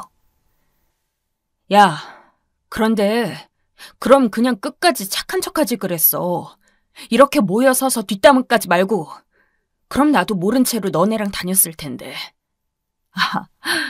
그러면 너네가 밥 먹을 때 불편했나? 참, 나 더럽다고 했지? 아니야, 그런 말 안 했어. 방금 내가 내 귀로 들었는데 어디서 거짓말이야. 좋겠다. 이제 나랑 다닐 일 없어서. 야, 우리 그런 말 안 했다고. 얘들아, 영수 거짓말하는 거야. 너 진짜 왜 이래? 너네 입으로 나 더럽다며. 들은 대로 말했는데 뭐가? 3명의 애들은 저 앞으로 다가서면서 때리기라도 할 것처럼 윽박지르기도 했어요. 왜? 때리려고? 때려봐 그럼. 그렇다고 질 제가 아니었죠. 그런데 그때 급식실 앞을 지나던 선생님이 시끄러운 소리가 나니까 보러 오셨어요. 저희를 본 선생님은 심각한 얼굴이 되었죠. 왜? 무슨 일이니? 영수가 저희 때리려고 했어요, 선생님. 어처구니 없게도 그 세 친구 중 하나가 심각한 얼굴로 선생님께 호소하더라고요. 저는 황당해서 걔를 노려봤는데 곧 다른 애들도 힘들다는 표정을 하면서 고개를 위로 꼬았죠. 아니, 전학온 제가 혼자서 걔들 셋을 때린다고요? 저희가 준비물 안 빌려준다고 지금 주먹 들어서 때리려고 했습니다, 선생님. 저희는 싸우기 싫어서 상대 안 하려고 했는데. 황당한 누명이었죠. 그 애들은 불리한 처지가 되니까 주워 삼키더라고요. 하지만 선생님은 저와 그 애들의 말이 상충되니 좀 더 생각해봐야겠다고 했어요. 그리고 저한테는 엄마를 모시고 오라는 말을 하셔서 저는 까짓것 그러지 뭐 하고 엄마한테 가서 말했어요. 엄마는 사정을 듣고는 아주 위풍당당하게 학교로 가셨고 엄마가 학교 가신 날 아주 뒤집어졌죠. 그 애들 엄마까지 와서 대체 어떻게 이런 애가 전학을 와서 애들을 괴롭히냐고 교양 있게 말하다가 엄마가 작정하고 뒤집어서 거의 벼락 맞은 얼굴로 집에 갔다더라고요. 원래 싸움이라는 게 기세 싸움이잖아요. 게다가 급식실 근처에서 그 애들의 대화를 들은 애들도 많았어서 잘못은 그 애들이 저지른 것으로 결론이 났죠. 집에 온 형들이 심각한 얼굴로 사정을 듣더니 하교길에 기다려서 그 애들 말 좀 들어봐야겠다고 해서 제가 기겁하고 말리기도 했고요. 아무튼 그런 식으로 저나 저희 집 사람들은 무슨 일이 있으면 겁도 없이 뒤집어버리는 스타일이었어요. 눈치 없고 느린 아빠만 제외하고 다들 싸움이 나면 진심으로 달려들곤 했죠. 저는 전학 가자마자 그런 일을 겪었지만 나름 잘 이겨내고 다른 친구들과 친해지며 적응을 했어요. 공부도 곧잘 해서 아주 최고 명문대는 아니더라도 그 아래 대학에 가게 되었죠. 물론 잘생기진 않았지만 깔끔하게 꾸미고 다녀서 이미 고등학생 때 여자친구도 생겼고요. 그런데 대학을 가니까 또 완전 다른 세상이더군요. 여자애들은 예뻤고 남자애들도 자기 관리 열심히 하면서 공부들도 진짜 열심히 했어요. 저는 서울에 있는 고등학교에서 적응하기 위해 부단히 노력했는데 대학에 가니 그보다 훨씬 더 많은 노력이 필요하더라고요. 대학에 간 후에도 몇 명의 여자친구들을 더 사귀었어요. 그중 대학 졸업반 때 취업 준비를 하다 만난 동기가 있었는데 제가 가고 싶은 분야에서 이미 일하고 있는 학교 동기였죠. 군대를 다녀온 사이 여자 동기들은 이미 졸업을 하고 취업한 상태였거든요. 그 동기는 영어회화를 좀 늘리려고 영어회화 동아리에 나온 거였고 저는 취업 준비 때문에 영어 면접을 준비하려고 나간 거였어요. 서로 좀 친해지고 나서 동기는 저한테 아낌없이 칭찬을 해줬어요. 아니, 영수는 어쩜 그렇게 영어회화를 잘해? 초급 수준이 아닌데? 아니, 그렇다기보다는 내가 말하는 거에 겁이 없어서 좀 망설이지 않고 하는 거라 그렇게 들릴 거야. 전 진짜 영어 회화가 젬병이었는데 그 동기가 그렇게 말해주니까 민망하더라고요. 사실 실제로 저는 발표도 회화도 당당하게 하는 게 제일 장점이었거든요. 실제로는 진짜 못하는데 그러니까 훨씬 잘하게 보이는 거였어요. 저와 동기는 영어 공부를 같이 하고 그 와중에 제 취업 준비를 동기가 도와주면서 같이 시간을 보냈습니다. 그러다가 우리는 서로 정이 들었고 자연스럽게 사귀었죠. 애쓴 보람이 있었는지 그리 오래 걸리지 않고 취업이 되었어요. 공백 기간 없이 바로 칼 졸업, 칼 취업을 한 덕분에 저는 처음 일을 시작했을 때 26살이었어요. 제가 취업까지 하고 나니까 동기가 이제 안심이라면서 은근히 결혼 이야기를 꺼내더군요. 난 어려서부터 결혼 빨리 하고 싶었어.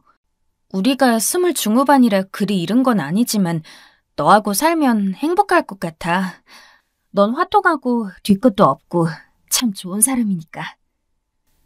동기의 수줍은 말에 저 역시 동기가 좋았기에 얼른 결혼하자고 청했죠. 동기도 다혈질의 성질이 있는 사람이었지만 연애하면서는 크게 싸울 일이 없었고 싸우고 나서도 먼저 사과를 해와서 오래가지도 않았거든요.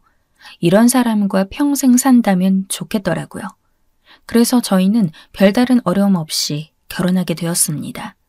사귄 지 1년도 안 되어 결혼하게 된 것이니 빠르다면 빠를 수 있겠네요. 하지만 저도 아내도 결혼을 좀 빨리 하길 바랐던 사람들이라서 매우 만족스러웠습니다. 여자친구, 그러니까 이제 아내가 된 이의 성격이 다혈질이었던 만큼 처갓집 사람들도 거의 대다수가 좀 성격이 급했어요. 특히 장모님이 조금 급하신 것 같더군요. 장모님은 밥도 빨리 차리고 먹기도 빨리 먹고 치우기도 빨리 치우는 타입이셨는데 모든 일이 그러하셨죠. 그런데 장모님은 이렇게 성질이 급하신 데다가 술을 무척 좋아하시는 면이 있기도 했어요. 저희가 신혼여행을 다녀오고 나서 그 주에 처갓집에 가서 하룻밤을 잤습니다. 보통 이런 경우 장인어른이 먼저 술을 꺼내다 놓고 사위에게 술을 권하는 모습을 많이 보는데 전 반대였어요. 장모님이 먼저 술을 한 병 꺼내놓고 저한테 술을 주시더라고요. 전 당연히 어른이 주시는 술을 공손하게 받아 마셨죠. 그러고 나니 장모님도 한 잔 받아서 드시고 장인어른도 한 잔 드셨습니다. 아유, 술맛 좋네.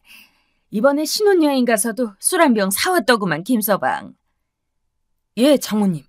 장인어른 술 드신다고 하셔가지고 제가 한 병 사왔습니다. 우리나라에선 많이 비싼데 거기선 조금 저렴하더라고요. 아유, 잘했네, 잘했어. 도수도 제법 세던데. 예, 조금씩 드시면 될 것 같습니다. 맛은 좋다고 하니. 옛끼 사람아, 그걸 왜 조금씩 먹나? 술은 자고로 취하려고 마시는 것인데. 장모님이 호탕하게 말씀하시면서 제가 사온 술을 가져오시더군요. 그러더니 그 자리에서 술을 까서 한 잔 드시더니 눈을 찡그리면서 감탄하셨어요. 아우, 죽인다. 이거 이렇게나 맛이 좋나? 아우, 비쌌겠어, 김서방. 아유, 아니요, 괜찮습니다. 그렇게까지는. 사실 전 그때 좀 당황을 하고 있었어요. 술을 사올 때 당연히 장인어른이 드실 거라 생각했지만 실상은 장모님이 거의 다 드시고 계셨죠. 그러고 보니 아내가 조용히 저한테 했던 말이 기억나더군요. 자기야, 우리 엄마 술 드시면 주사가 좀 있는 편이셔. 그 말을 기억하면서 조금 긴장했습니다. 아니나 다를까 장모님은 그 술 한 병을 거의 다 드시더니 일어나서 또 술을 가져오려고 하다가 장인어른에게 맡기시더군요. 그랬더니 장모님이 장인어른한테 눈을 찡그리면서 막 싫은 소리를 하셨어요. 아우, 왜 막아? 왜 막냐고? 당신이 뭔데? 여보, 지금 김서방도 와 있는데 그만 먹어. 그 술 생각보다 더 독한가 보네. 한 병 가지고 이렇게 취하진 않는데.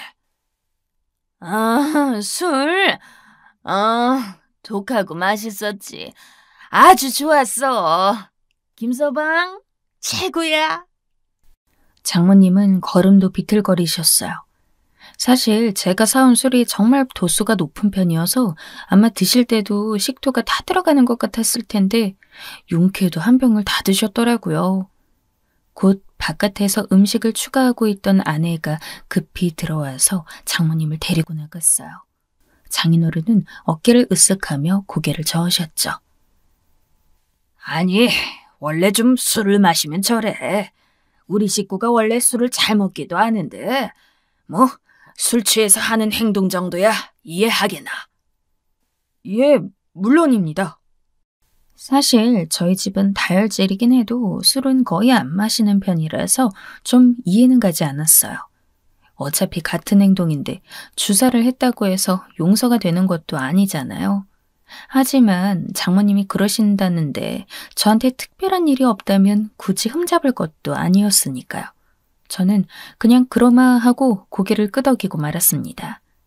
그러고 나서 저희는 1년 정도를 더 살았어요. 그런데 그중 장모님과 장인어른이 술을 드셔서 사고 치는 모습을 좀 많이 봤죠. 나중에 알고 보니 장모님뿐만 아니라 장인어른도 만만치 않게 술을 드시더라고요. 게다가 근처에 사는 자식이 저희뿐이어서 사고가 나면 저희가 가서 꼭 수습을 해야 했고요. 아내는 그게 별로 부끄럽지도 않은지 항상 술 드셔서 그러셨대 말하고서 대수롭지 않게 여기더군요. 정말 이해가 가지 않았어요. 술에 취한 채 돌진해서 남의 집 담벼락이 깨지도록 돌을 던지고 머리를 박았을 때도 아내가 그래서 저는 정말 알 수가 없더군요. 자기야, 그런데 이 정도면 장인어른하고 장모님께 술 그만 드셔야 한다고 말씀드려야 하지 않나? 아이, 뭘 그런 거 가지고 그래.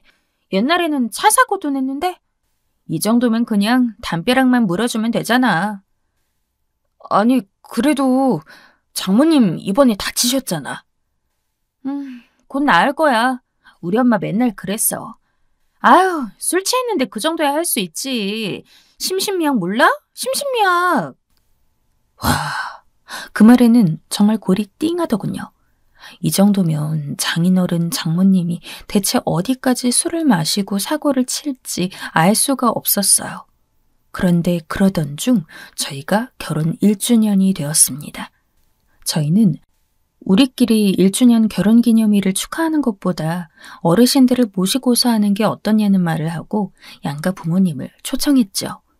좋은 한정식집 룸에 자리를 잡고 함께 앉아서 식사를 했습니다.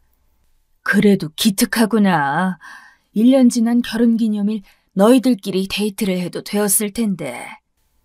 엄마는 기특하다는 듯이 말씀하셨어요. 사실 그렇기도 했지만 그래도 첫 해니까 양가 부모님과 함께하고 싶기도 했죠. 다만 장인어른 장모님이 술을 많이 안 드셨으면 하는 불안감은 있었어요. 하지만 아내는 별다른 생각도 없이 술을 들이키는 장모님을 말리지도 않았죠. 장모님이 불안했던 건 그래도 장인어른은 때와 장소를 보아서 술을 먹는 경향이 있는데 장모님은 그냥 눈앞에 술이 있으면 그냥 마셔버리는 타입이었기 때문이었어요.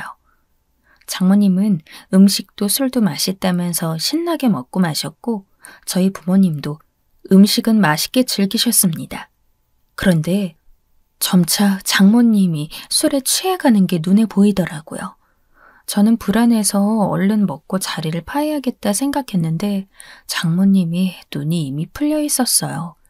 장모님은 직원을 불러서 술을 한 병 추가했죠. 아, 엄마, 그만 먹어요 좀. 아내가 한마디 하긴 했지만 적극적으로 말리진 않았어요.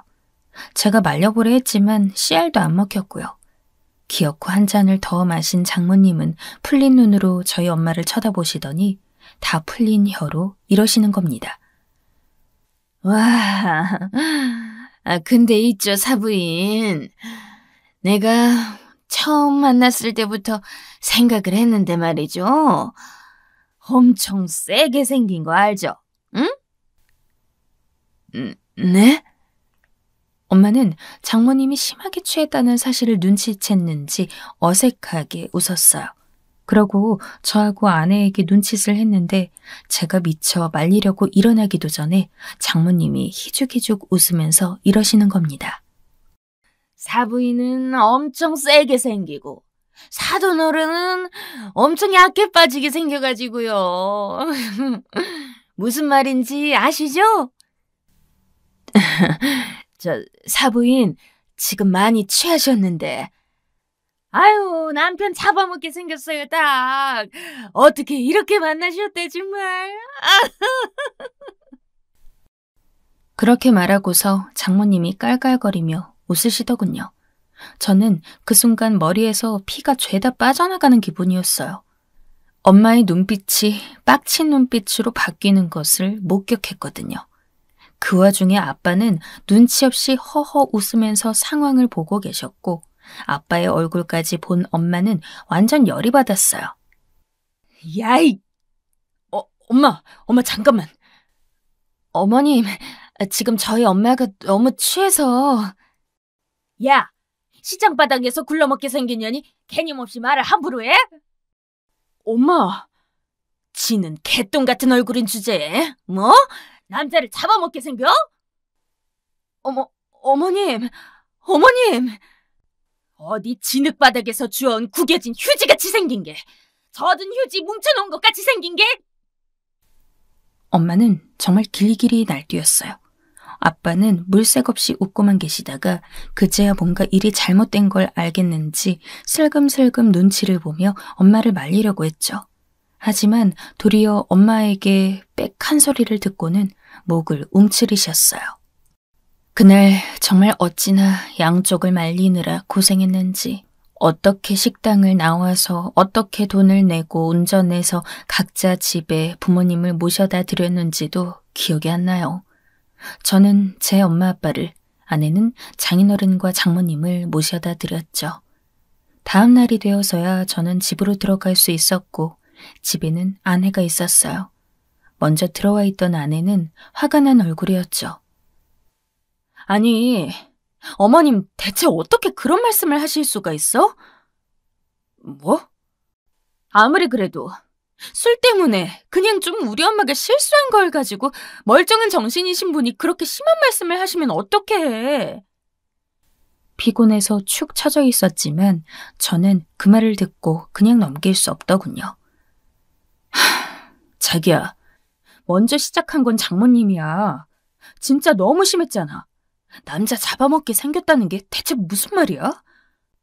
아무리 술이 취해도 할 말이 있고 하지 못할 말이 있는 거지. 술 취했잖아. 제정신도 아니었는데 뭘 그리 심각하게 받아들여? 아니, 그건 아니야. 술 취했다고 상대방이 상처 안 받아? 전부터 생각했는데 그 술 취하면 다 괜찮다는 논리 좀 버리라고. 전날 그렇게 큰 싸움을 말려놓고 다음 날에는 저와 아내가 대판 싸운 거였죠. 아내는 아내대로 절대 저희 엄마와 저를 이해하지 못하겠다, 반드시 자기 엄마에게 사과해야 한다는 입장이었고, 전 반대로 장모님이 저희 엄마한테 사과해야 한다는 입장이었고요. 도저히 둘 입장차는 좁힐 수 없었어요. 그 후로도 며칠간을 계속 거의 전쟁을 벌이면서 싸우고 말했지만 서로 이해할 수 없더군요. 싸움이 길어지고 말하다 보면 서로 말이 날카로워지고 거칠어지는 게 당연하죠. 아내와 저도 마찬가지였습니다. 서로 할퀴는 소리를 하고 공격하는 말을 하면서 결국 저는 아내에게 정이 있는 대로 떨어져 버렸어요. 그건 뭐 아내도 마찬가지였던 것 같고요. 그리고 저는 집을 나와버렸습니다. 그렇게 별거가 시작되었고 그 후로도 서로의 상처가 아물 새가 없어서 그대로 우리 사이는 벌어져 버렸죠. 한번 멀어지기 시작하니 걷잡을 수가 없었고, 서로 이렇게 이해할 수 없는 사이인데 도저히 부부로 살 수가 없겠더라고요. 생각해보세요. 술 취한 걸로 사부인한테 남자 잡아먹게 생겼다라는 말을 뱉는 행동까지 이해를 해줘야 한다면 대체 나중에는 어떤 행동을 하고서 참으라고 할지 알 수가 없는 거잖아요. 그래서 저는 결국 이혼을 택했습니다. 아내도 동의하는지 협의 이혼으로 빠르게 진행되었죠. 한번 꼴보기 싫어지니 다시는 보고 싶지도 않아서 집은 팔아서 서로 나누고 얼굴도 보지 않은 채로 짐을 빼서 나와버렸어요. 그게 벌써 몇 년 전이네요. 저는 그 후로 혼자서 집을 얻어 살고 있습니다. 정말 예상치 않은 일로 이혼하고 이혼남 타이틀을 달게 되었지만 제가 혼자 먹고 살기 충분하게 밥벌이를 하고 있으니 딱히 아쉬울 것도 없습니다. 다만 엄마가 참 미안해하세요. 그때 엄마가 한 번만 더 참았으면 그래도 제가 결혼 상태로 쭉 살지 않았을까 하고요. 원래 저희 엄마가 절대 그렇게 후회하는 분이 아닌데 그래도 자식 이혼은 좀 다른 문제인 것 같더라고요. 자, 제 제 사연은 여기까지입니다. 재미있게 들으셨다면 좋겠네요.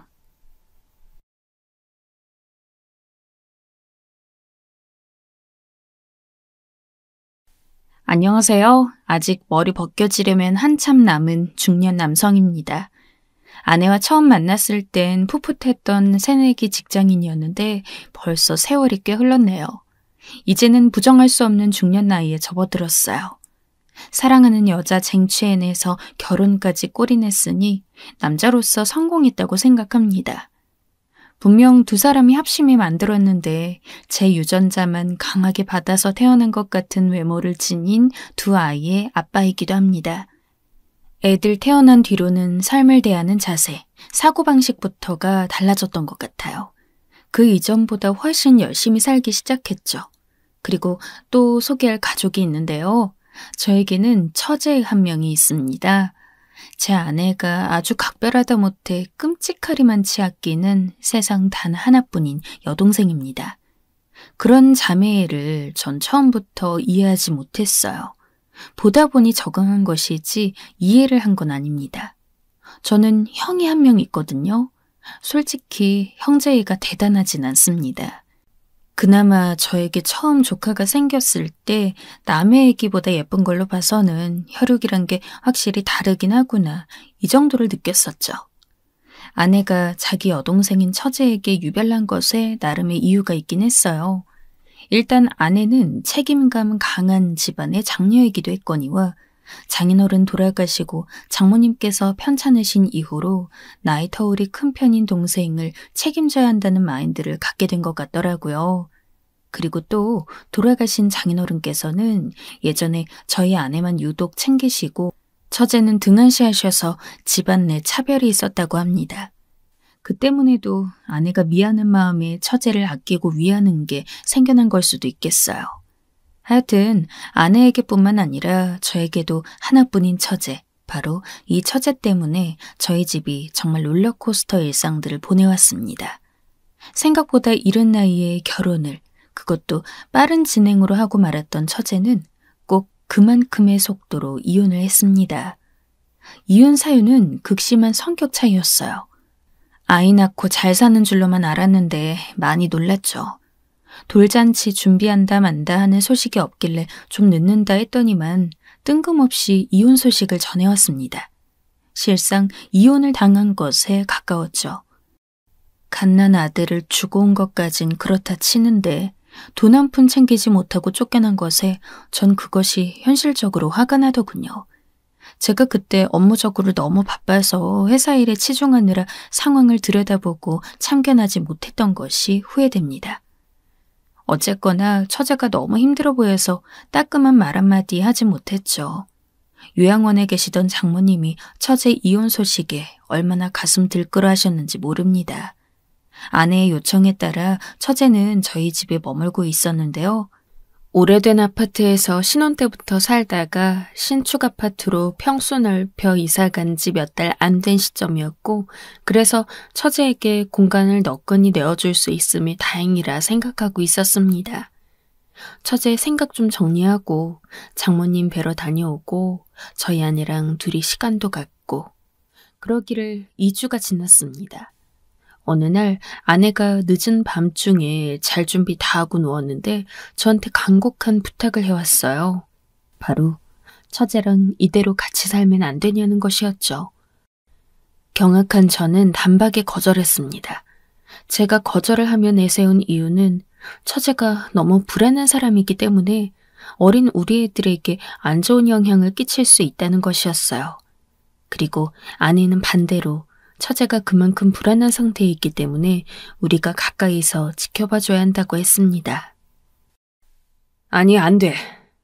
100번 양보해서 처제한테 집을 구해다 줄 순 있어. 그런데 그 이상은 안 돼. 이게 당연한 거야. 괜히 감정적으로 휩쓸려서 선 넘지 마. 저는 단호한 결정을 거두지 않았습니다. 결국 아내도 수긍했고 그 다음 달에 처제는 저희 집에서 멀다고 할 수는 없는 동네에 원룸을 얻어 나갔어요. 저희가 보증금을 대주었고요. 처제는 첫 독립했다면서 처음에는 잘 지냈습니다. 연락도 자주 했어요. 일을 알아볼 생각도 하고 있다고 했습니다. 그래서 손조로이 잘 풀렸구나. 이렇게 방심을 하고만 순간 일이 터져버렸습니다. 오전까지만 해도 저희 아내와 멀쩡히 웃으면서 통화했다던 처제가 돌연 극단적인 선택을 하고만 것입니다. 아내가 처제 구직 활동할 것을 대비해 아끼는 가방 빌려주려고 예고 없이 원룸에 방문했다가 발견하였습니다. 만약 아내가 그날 들르지 않았더라면 처제는 지금쯤 이 세상에 없었을 거예요. 부랴부랴 퇴근하고 저도 병원으로 달려갔었죠. 위세척 끝에 처제는 살아났어요. 아내가 울며 불며 저에게 달려드는데 아무 생각도 들지 않았습니다. 저도 정말 멘붕 그 자체였습니다. 그러길래 내가 뭐라 그랬어? 내가 뭐라 그랬냐고. 불안하다 그랬잖아. 우리가 지켜봐줘야 된다고. 그래서 내가 그랬잖아. 왜 사람 말을 안 들어? 아내가 정말 숨 넘어가게 울더군요. 조금씩 정신이 들면서 저는 솔직히 그 순간 이혼 생각을 떠올렸어요. 그 정도로 힘들었어요. 앞으로 어떻게 해야 하나 고민이 되었습니다. 그런데 저희 애들이 처제를 걱정하는 거예요. 이모 아파? 이모 어디가 아파? 이모 왜 병원에 있어? 어린 녀석들이 자꾸 처제를 궁금해하고 챙기려 들었어요. 그 모습을 보고 나서는 그냥 처제와 같이 살기로 했습니다. 데리고 사는 게 차라리 마음 편하고 낫겠다 싶었네요. 아내가 마음 졸이진 않을 테니까요. 큰 방을 애들 둘이 쓰기로 하고 작은 방에서 처제가 지내기 시작했습니다. 처제는 아내의 친동생이니까 저희 가족이잖아요. 그럼에도 솔직히 말해서 정말 불편했습니다. 사람 하나 추가해서 사는 게 왜 이렇게 신경 쓰이고 걸리적거리던지요. 며칠, 몇 달 이렇게 기한이 정해져 있으면 모르겠는데 기약 없이 계속 살아야 한다고 생각하니까 가끔은 숨이 막혔습니다. 여보, 진짜 내가 너무 고마워하는 거 알고 있지? 내가 더 잘할게. 그래도 아내가 저에게 항상 고맙다는 말을 입에 달고 살아줘서 그것이 어쨌든 위안이 되어주었네요. 아파트 단지 근처의 빵집에서 오픈 아르바이트를 하면서 처제는 한동안 지냈습니다. 그러다가 나중에는 단시간 근무하는 직원으로 됐고요. 표면상으로는 저희 집 괜찮았을지도 모르겠습니다. 짧게 확 타올랐다가 꺼진 그야말로 불꽃 같았던 결혼 생활을 실패로 마치고 아이마저 내어주고 빈손이 된 처제를 데리고 사는 집. 대한민국에 저희 집 하나뿐이진 않았을 테니까요. 다양한 형태의 가족 구성원들이 존재하니까 저희 집 정도야 충분히 있을 수 있는 그림이었습니다. 그럼에도 제가 불편하고 진짜 미치게 힘들었던 점들이 있었습니다. 우선 처제는 기본적으로 우울함을 깔고 가는 사람이었습니다. 거의 그늘진 얼굴일 때가 많았어요. 애들하고 같이 재미있게 놀다가도 아무 계기 없이 갑자기 한순간에 사람이 확 다운되었습니다. 난데없이 그러니까 저희 애들이 같이 놀다가 어리둥절해져서 어쩔 줄 몰라 할 때가 많았어요. 갈피를 잡을 수 없는 처제의 우울함 때문에 저희 애들이 영향을 받을까봐 이 부분에서 항상 신경이 쓰였습니다. 처제랑 살면서 여러 일들이 많았으나 특히 기억에 남는 일 중 하나가 있는데요. 저희랑 같이 나가서 바람도 쐬고 맛있는 거 먹자는데도 끈질기게 처제가 거절했던 날이었습니다. 하는 수 없이 저희끼리 나가서 놀고 외식까지 끝냈죠. 저녁을 일찍 먹었기 때문에 대형마트 들러서 식재료랑 애들 과자까지 사서 집으로 돌아간 때였습니다. 집에 도착한 저를 비롯한 저희 가족은 그야말로 숨이 멎을 뻔했습니다. 집으로 들어서니 현관 센서 등만 내부를 밝힐 뿐 온통 어둡더라고요. 저는 순간 처제가 불쑥 외출이라도 했나 싶었습니다. 그런데 아니었어요. 집에 불 하나도 켜지 않은 그 깜깜한 어둠 속에서 처제가 식탁에 가만히 앉아 있었던 겁니다. 거실 불을 켜기 직전 그것을 발견한 저는 비명을 삼켜야만 했습니다. 아무것도 하지 않은 채로 고요히 앉아있는 그 모습은 진짜 그 어떤 공포영화 장면보다도 더 무서웠습니다. 심장이 미친 듯이 뛰면서 진정한 무서움을 느끼고 있는데 아내는 자기도 놀랐으면서 어떻게든 처제한테 그런 기색 많이 안 보이려고 애를 쓰더군요. 자기 동생 불쌍하다고 끌어안는 것을 보고서는 정말 착잡한 기분이 들었습니다. 무서운 일은 이것 말고도 또 있었어요.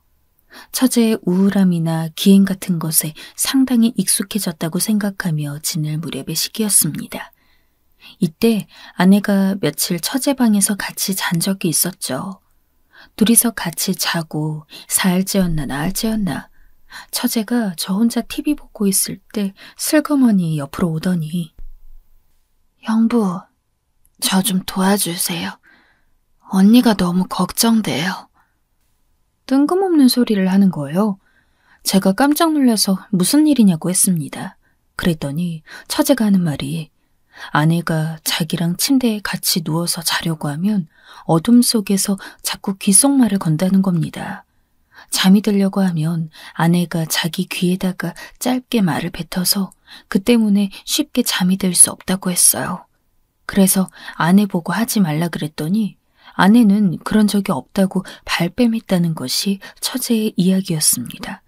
그러니 제가 아내한테 그러지 말라고 말 좀 해줬으면 한다는 거였죠. 안 그랬던 사람이 그렇게 구니까 처제는 자기 언니가 너무 걱정되는 중이라고 했습니다. 너무 당황스러워서 아내에게 따로 물어봤죠. 아내가 애들 가방을 챙겨주다 말고 놀라서는 펄쩍 뛰었습니다. 극구 부인했죠. 맹세코 나 안 그랬어. 내가 자는 사람한테 굳이 왜 말을 걸겠어? 그리고 나는 원래 잠버릇 하나도 없는 거 여보가 잘 알잖아. 아니 잠깐만. 그렇다는 말은 처제가 환청을 듣고 있다는 소리야? 제가 말을 뱉고도 너무 무서웠습니다. 아내도 표정이 싸해지더라고요. 다음날 또 그런 일을 겪었다고 주장하는 처제를 앉혀놓고 셋이 얘기를 해봤는데 제 추측이 맞더군요. 처제는 일부러 거짓말하는 게 아니었고 정말 아내로부터 그런 일을 겪고 있다며 믿고 있었어요. 어제는 나 간지럽히려고 했잖아. 나 자는데 내 옆구리에 간지럼 태우려고 해서 내가 언니 계속 피하면서 잤어. 저는 아내가 저나 애들에게 간지럽히며 노는 것을 한 번도 본 적이 없습니다. 연애 시절을 통틀어 봐도 그랬어요.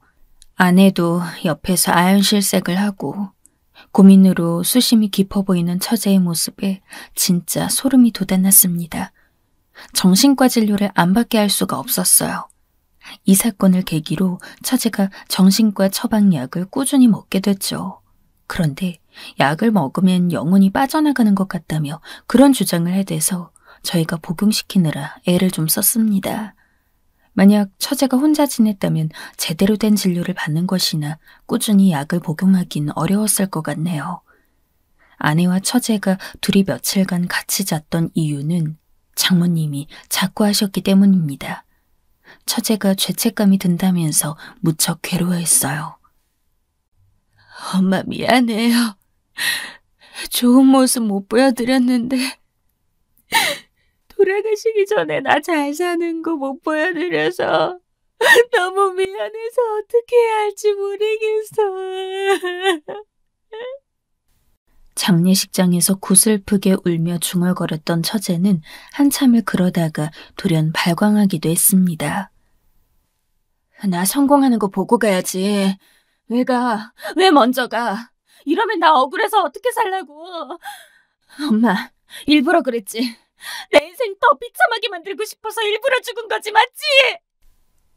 갑자기 장모님 영정에 대고 소리를 질러대서 조문객들 전부 어쩔 줄 몰라하고 집안 사람들 전부 달려들어 처제 뜯어말리고 분위기가 말도 못했습니다. 제압당하고 얌전히 있는가 싶었던 처제는 저희 모두의 눈을 피해 몰래 술까지 마셨습니다. 그리고 곡소리를 냈죠. 지 장모했는데 안 와? 천하의 개자식. 내 아들 내놔. 내 배 불러서 내 배 아파서 내가 낳은 아들이야. 당장 내놔!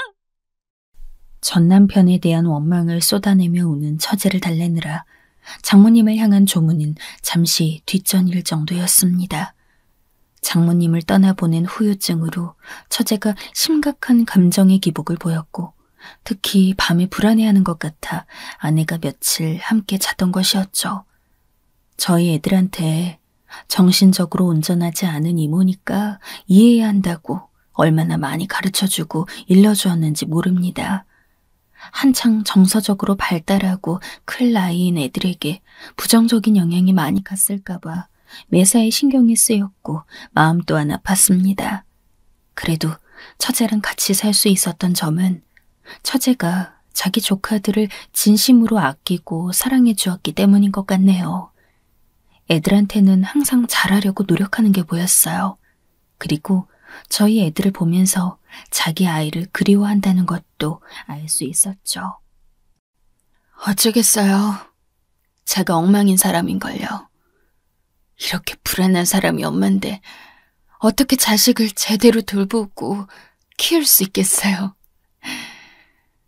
우리 애 못 보고 사는 것도 전부 다 제 잘못이니까 어쩔 수 없다고 생각해요, 형부. 사실은 저도 애를 미치게 보고 싶은데 그러면서도 보는 게 무서워요. 그래서 못 보겠어요. 전 정말로 엄마 자격 없어요. 하루가 다르게 커가는 아이, 사진으로만 접하는 것도 애가 끓을 텐데 처제는 꼭 참았습니다. 스스로가 불안하기 때문에 아이를 만날 수 없다고 했어요. 그런 처제에게 저나 아내도 함부로 어떤 선택지를 내밀거나 권유할 수 없었습니다.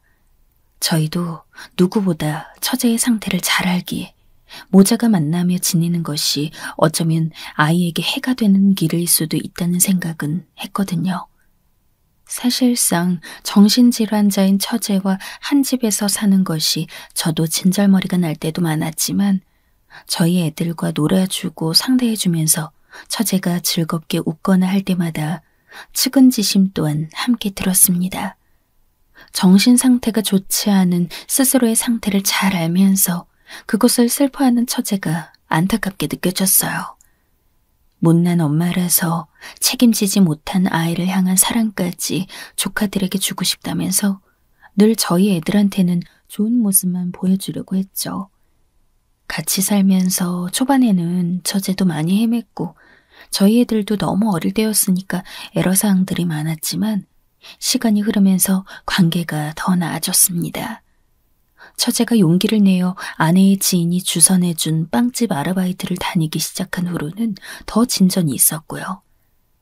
이러나 저러나 우리는 가족이구나 이런 생각으로 그리고 아내를 향한 사랑과 의리로 처제와의 한집 생활을 해나갔습니다. 그렇게 시간이 흐르다 보니 어느새 햇수로 7년이었어요. 처제가 연락을 하나 받았다며 저희 부부에게 도움을 요청해왔습니다. 무슨 연락인고 하니 전 남편의 가족, 즉 처제의 옛 시댁으로부터였습니다. 다름 아니라 아이를 데려가 줬으면 좋겠다는 용건이었죠.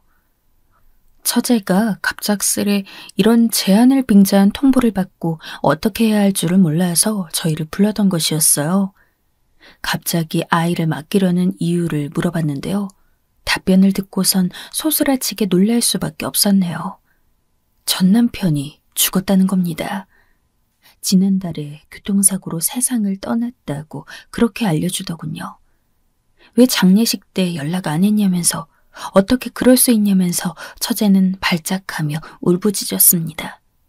그 시댁 측에서는 정말 싸늘하게 말하더군요. 그래서 데려갈 건지 안 데려갈 건지 그것만 알려달라고 했습니다. 아이가 커가는 모습을 저도 사진으로 지켜봤던 사람으로서 빤한 이유가 짐작되었어요. 아기 때는 몰랐지만 자랄수록 얼굴에 보이고 있었거든요. 아이 외모가 완전히 외탁을 했어요. 쌍꺼풀부터 끝이 유독 올라간 인매까지 정말 처제를 빼닮았습니다. 크면 판박이가 되지 않을까 생각했었거든요. 저희 아내와도 닮은 얼굴상이고요. 제가 직감적으로 예상하기로는 이런 것 때문에 남겨진 아이를 그 시댁 사람들이 키우기가 꺼려지지 않을까 싶었습니다. 처제의 전남편하고는 아이가 얼굴에서 닮은 구석이 전혀 없어요. 그리고 이건 몇 년 전에 들은 소식이었으나 아이의 존재 때문에 전남편이 만나던 여자랑 끝내 헤어졌다고 했습니다. 시댁에서 이걸로도 불만을 품고 있지 않았을까 싶었네요. 당장 답변을 내놓기엔 저희 입장이 쉽진 않았죠. 진지하게 생각해 볼 테니 말미를 달라고만 했습니다. 그리고 깊은 고민이 시작되었는데요. 여기서 제가 처제한테 깜짝 놀란 부분이 있었습니다. 처제가 저 따로 있을 때 찾아오더니 저의 의사를 물어보는 거예요. 제가 원한다고 해서 그렇게 될 수 있는 문제가 아니잖아요. 형부가 동의를 해주셔야만 가능한 일이라고 생각해요. 제가 여러모로 아직까지도 불안불안하기도 하고 계속 얹혀 사는 입장이고, 그러니까 주도권이고 결정권이고 형부한테 있다고 보는 게 맞는 것 같아요. 차분하게 말하는 처제를 보면서 당혹스럽기까지 했네요. 처제가 이런 식으로도 생각을 할 수 있는 사람일 줄은 그간 깨닫지 못하고 있었거든요. 막무가내로 아이를 데려오겠다며 난리를 칠 줄로만 알았는데 냉정하고 현실적인 부분을 캐치하고 있는 걸 보면서 내심 놀랐습니다. 아내와도 깊은 대화를 나눠봤어요. 우리가 어쩌면 좋을지에 대해서요. 데려온다면 다른 데가 있나요? 일단 저희 집에서 지내야 하는 거였죠. 식구 하나 더 늘어나는 것인데 그걸 감당할 수 있을지 자신이 없었습니다. 저희 애들한테 미안한 마음도 들었고요. 그런데 아이를 데려오지 말자고 할 수도 없는 노릇이더라고요. 처제의 친자식이었고 아내의 친조카였습니다. 단 하나뿐인 존재를 이런 순간에 외면할 수 있는 방법은 없었습니다. 결국 아이를 데려왔어요. 처제는 조카가 갓난아기일 때 이혼했고 그 후로는 제대로 만나서 지내본 적이 없었으니 어디 같이 살면 둘이 어떤 모습일지 한번 지켜보긴 하지 않는 심산이었습니다. 저는 완전히 신생아 시절일 때 빼고는 조카를 이후로 처음 보는 것이었어요. 물론 사진으로는 자라는 모습을 봐왔지만요. 실제로 보니까 사진에서 보고 체감했던 것보다 몸이 왜소했습니다. 그리고 표정이 주눅들어 보였어요. 처제를 보고도 엄마라는 소리를 차마 못하더군요. 어떤 일상이 펼쳐질까 초장부터 걱정이 앞섰던 건 사실입니다.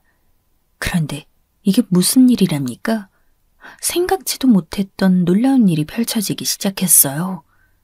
지난 세월 부대끼며 살아온 저희 부부는 그것을 느낄 수 있었습니다.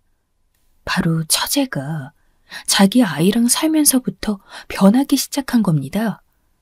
웃을 때는 눈부터 휘어지게 웃었고 사람에게서 뿜어져 나오는 기운 자체가 아주 밝아졌습니다. 정신적으로 가장 힘든 시기에도 저희 애들한테는 늘 노력을 다했던 처제였는데 자기 친자식한테는 오죽 애정이 샘솟았겠어요.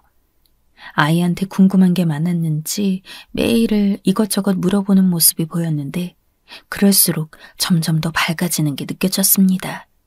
그러면서 대답하는 아이 쪽도 밝아지고 말이 많아졌고요. 심지어 처제는 활력이 생겨나서 저희 부부가 시키지 않아도 알아서 운동을 나갔습니다. 지난날 동안 항상 저희가 억지로 운동 할당량을 채우게 하기 위해서 퇴근을 했었거든요. 그런데 저희와 약속한 탓에 억지로 지켰던 주 3회 운동을 넘어 자발적으로 매일같이 운동을 나갔어요. 세상에 어떻게 이런 일이 있을 수 있는지 보면서도 믿기지가 않았습니다. 처제의 정신병은 일시적인 게 아니었어요. 그건 제가 보증한다고 할 수 있습니다. 그런데 자기 친자식을 품에 되찾았다고 그 하나의 계기로 사람이 이렇게까지 변할 수 있는 건지요. 기적 같은 처제의 변화에 가장 기뻐했던 건 아내일 겁니다. 아내가 그러는데 어쩌면 처제가 그렇게 한계까지 치달았던 것은 힘든 상황 와중에 자기 아이를 잃게 된 상실감에서 비롯됐을 수도 있다고 하더군요. 점차 밝아지는 처제를 볼수록 저도 아내의 의견에 동의를 하게 되었습니다. 처음 저희 집에 들어왔을 땐 눈치만 바쁘게 살펴댔던 아이도 저희 애들이랑 놀면서 많이 활발해졌어요. 애가 애다워졌습니다. 아내는 전부터 식당 개업을 하고 싶어 했고 김밥집으로 정한 뒤로는 차근히 준비를 하고 있었는데요. 요식업 트렌드를 반영해서 비건 메뉴를 포함한 김밥집으로 가려고 야심차게 계획을 밟고 있는 중입니다. 김밥집이 규모를 떠나서 무조건 단독으로 모든 걸 할 수는 없기 때문에 원래는 전문 이모님 한 분을 둘 생각을 했었어요. 그런데 그 사이 처제가 눈에 띄게 밝아지고 또렷해지면서 생각지도 못하게 일을 처제한테 분담해 맡기는 것으로 가닥이 잡히게 되었습니다. 그러고 보니까 저희 처제는 원래 고등학교 졸업하자마자 은행에서 일했던 사람이었어요. 예쁜 얼굴에 일 잘하고 생활력 강했던 사람이 본래 처제였음을 아주 오래간만에 상기하게 된 것이었죠. 망가진 처제의 모습만 보고 사느라 영영 있는 줄 알았지만요. 처제는 원래 가지고 있던 능력을 뒤늦게 다시 발휘할 요량인가 봅니다. 누가 지켜서, 지켜봐서가 아니라 스스로 의욕을 드러내고 있어요. 언니, 그간 형부 눈치 봐가면서 항상 내 편 들어주고 무조건적으로 내 편이 봐줘서 정말 고마워. 어떻게 나 같은 동생한테 이렇게 좋은 언니가 있는지 모르겠어. 그리고 형부, 제가 이번 생에서 형부로부터 받은 이 은혜를 다 갚을 수 있을지 모르겠어요. 갚으려고 노력은 해볼게요. 앞으로 열심히 할 거고 정말 돈 많이 벌어다 드리고 싶어요. 얼른 자립부터 할 거고요. 엄마는 강하다는 걸 저도 자식한테 보여줘야죠. 처제의 말에 아내는 눈물이 글썽했는데 저도 겉으론 묵묵했지만 속으론 울컥했어요. 처제가 지나온 길을 뻔히 다 봐왔기 때문에 그렇게 말을 해주는 것만으로도 충분했습니다. 말이라도 고마워, 처제. 이거 알았으면 좋겠는데 처제 나 약하지 않아. 처제 약한 사람 아니야. 지금까지 버텨온 것만으로도 충분히 박수 받을 자격 있는 사람이야. 처제 다시 일어난 거 정말 장해. 진심으로 멋지다고 생각해. 저도 드물게 제 마음을 표현했는데요. 처제가 금세 울상이 되더니 이내 엉엉 울음을 터뜨려서 짠하기도 하고 민망하기도 하고 그랬습니다. 동생 사랑 지극한 아내는 따라 울기 시작했죠. 그날 얘기를 좀 많이 나눴어요. 어른들끼리 감상적이 되어서 갑자기 회포를 풀거나 말거나 애들끼리는 방에서 게임하고 신나게 놀더군요. 어른 셋, 아이 셋.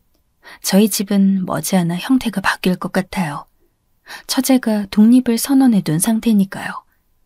성공적인 김밥집 오픈을 빌며 그리고 처제의 재도약을 응원하며 앞으로의 모든 일이 순탄히 잘 풀리기를 바라면서 잠이 오지 않는 밤 혼자 맥주 한 캔을 까고 있는 이 집의 가장이 쓴 글이었습니다.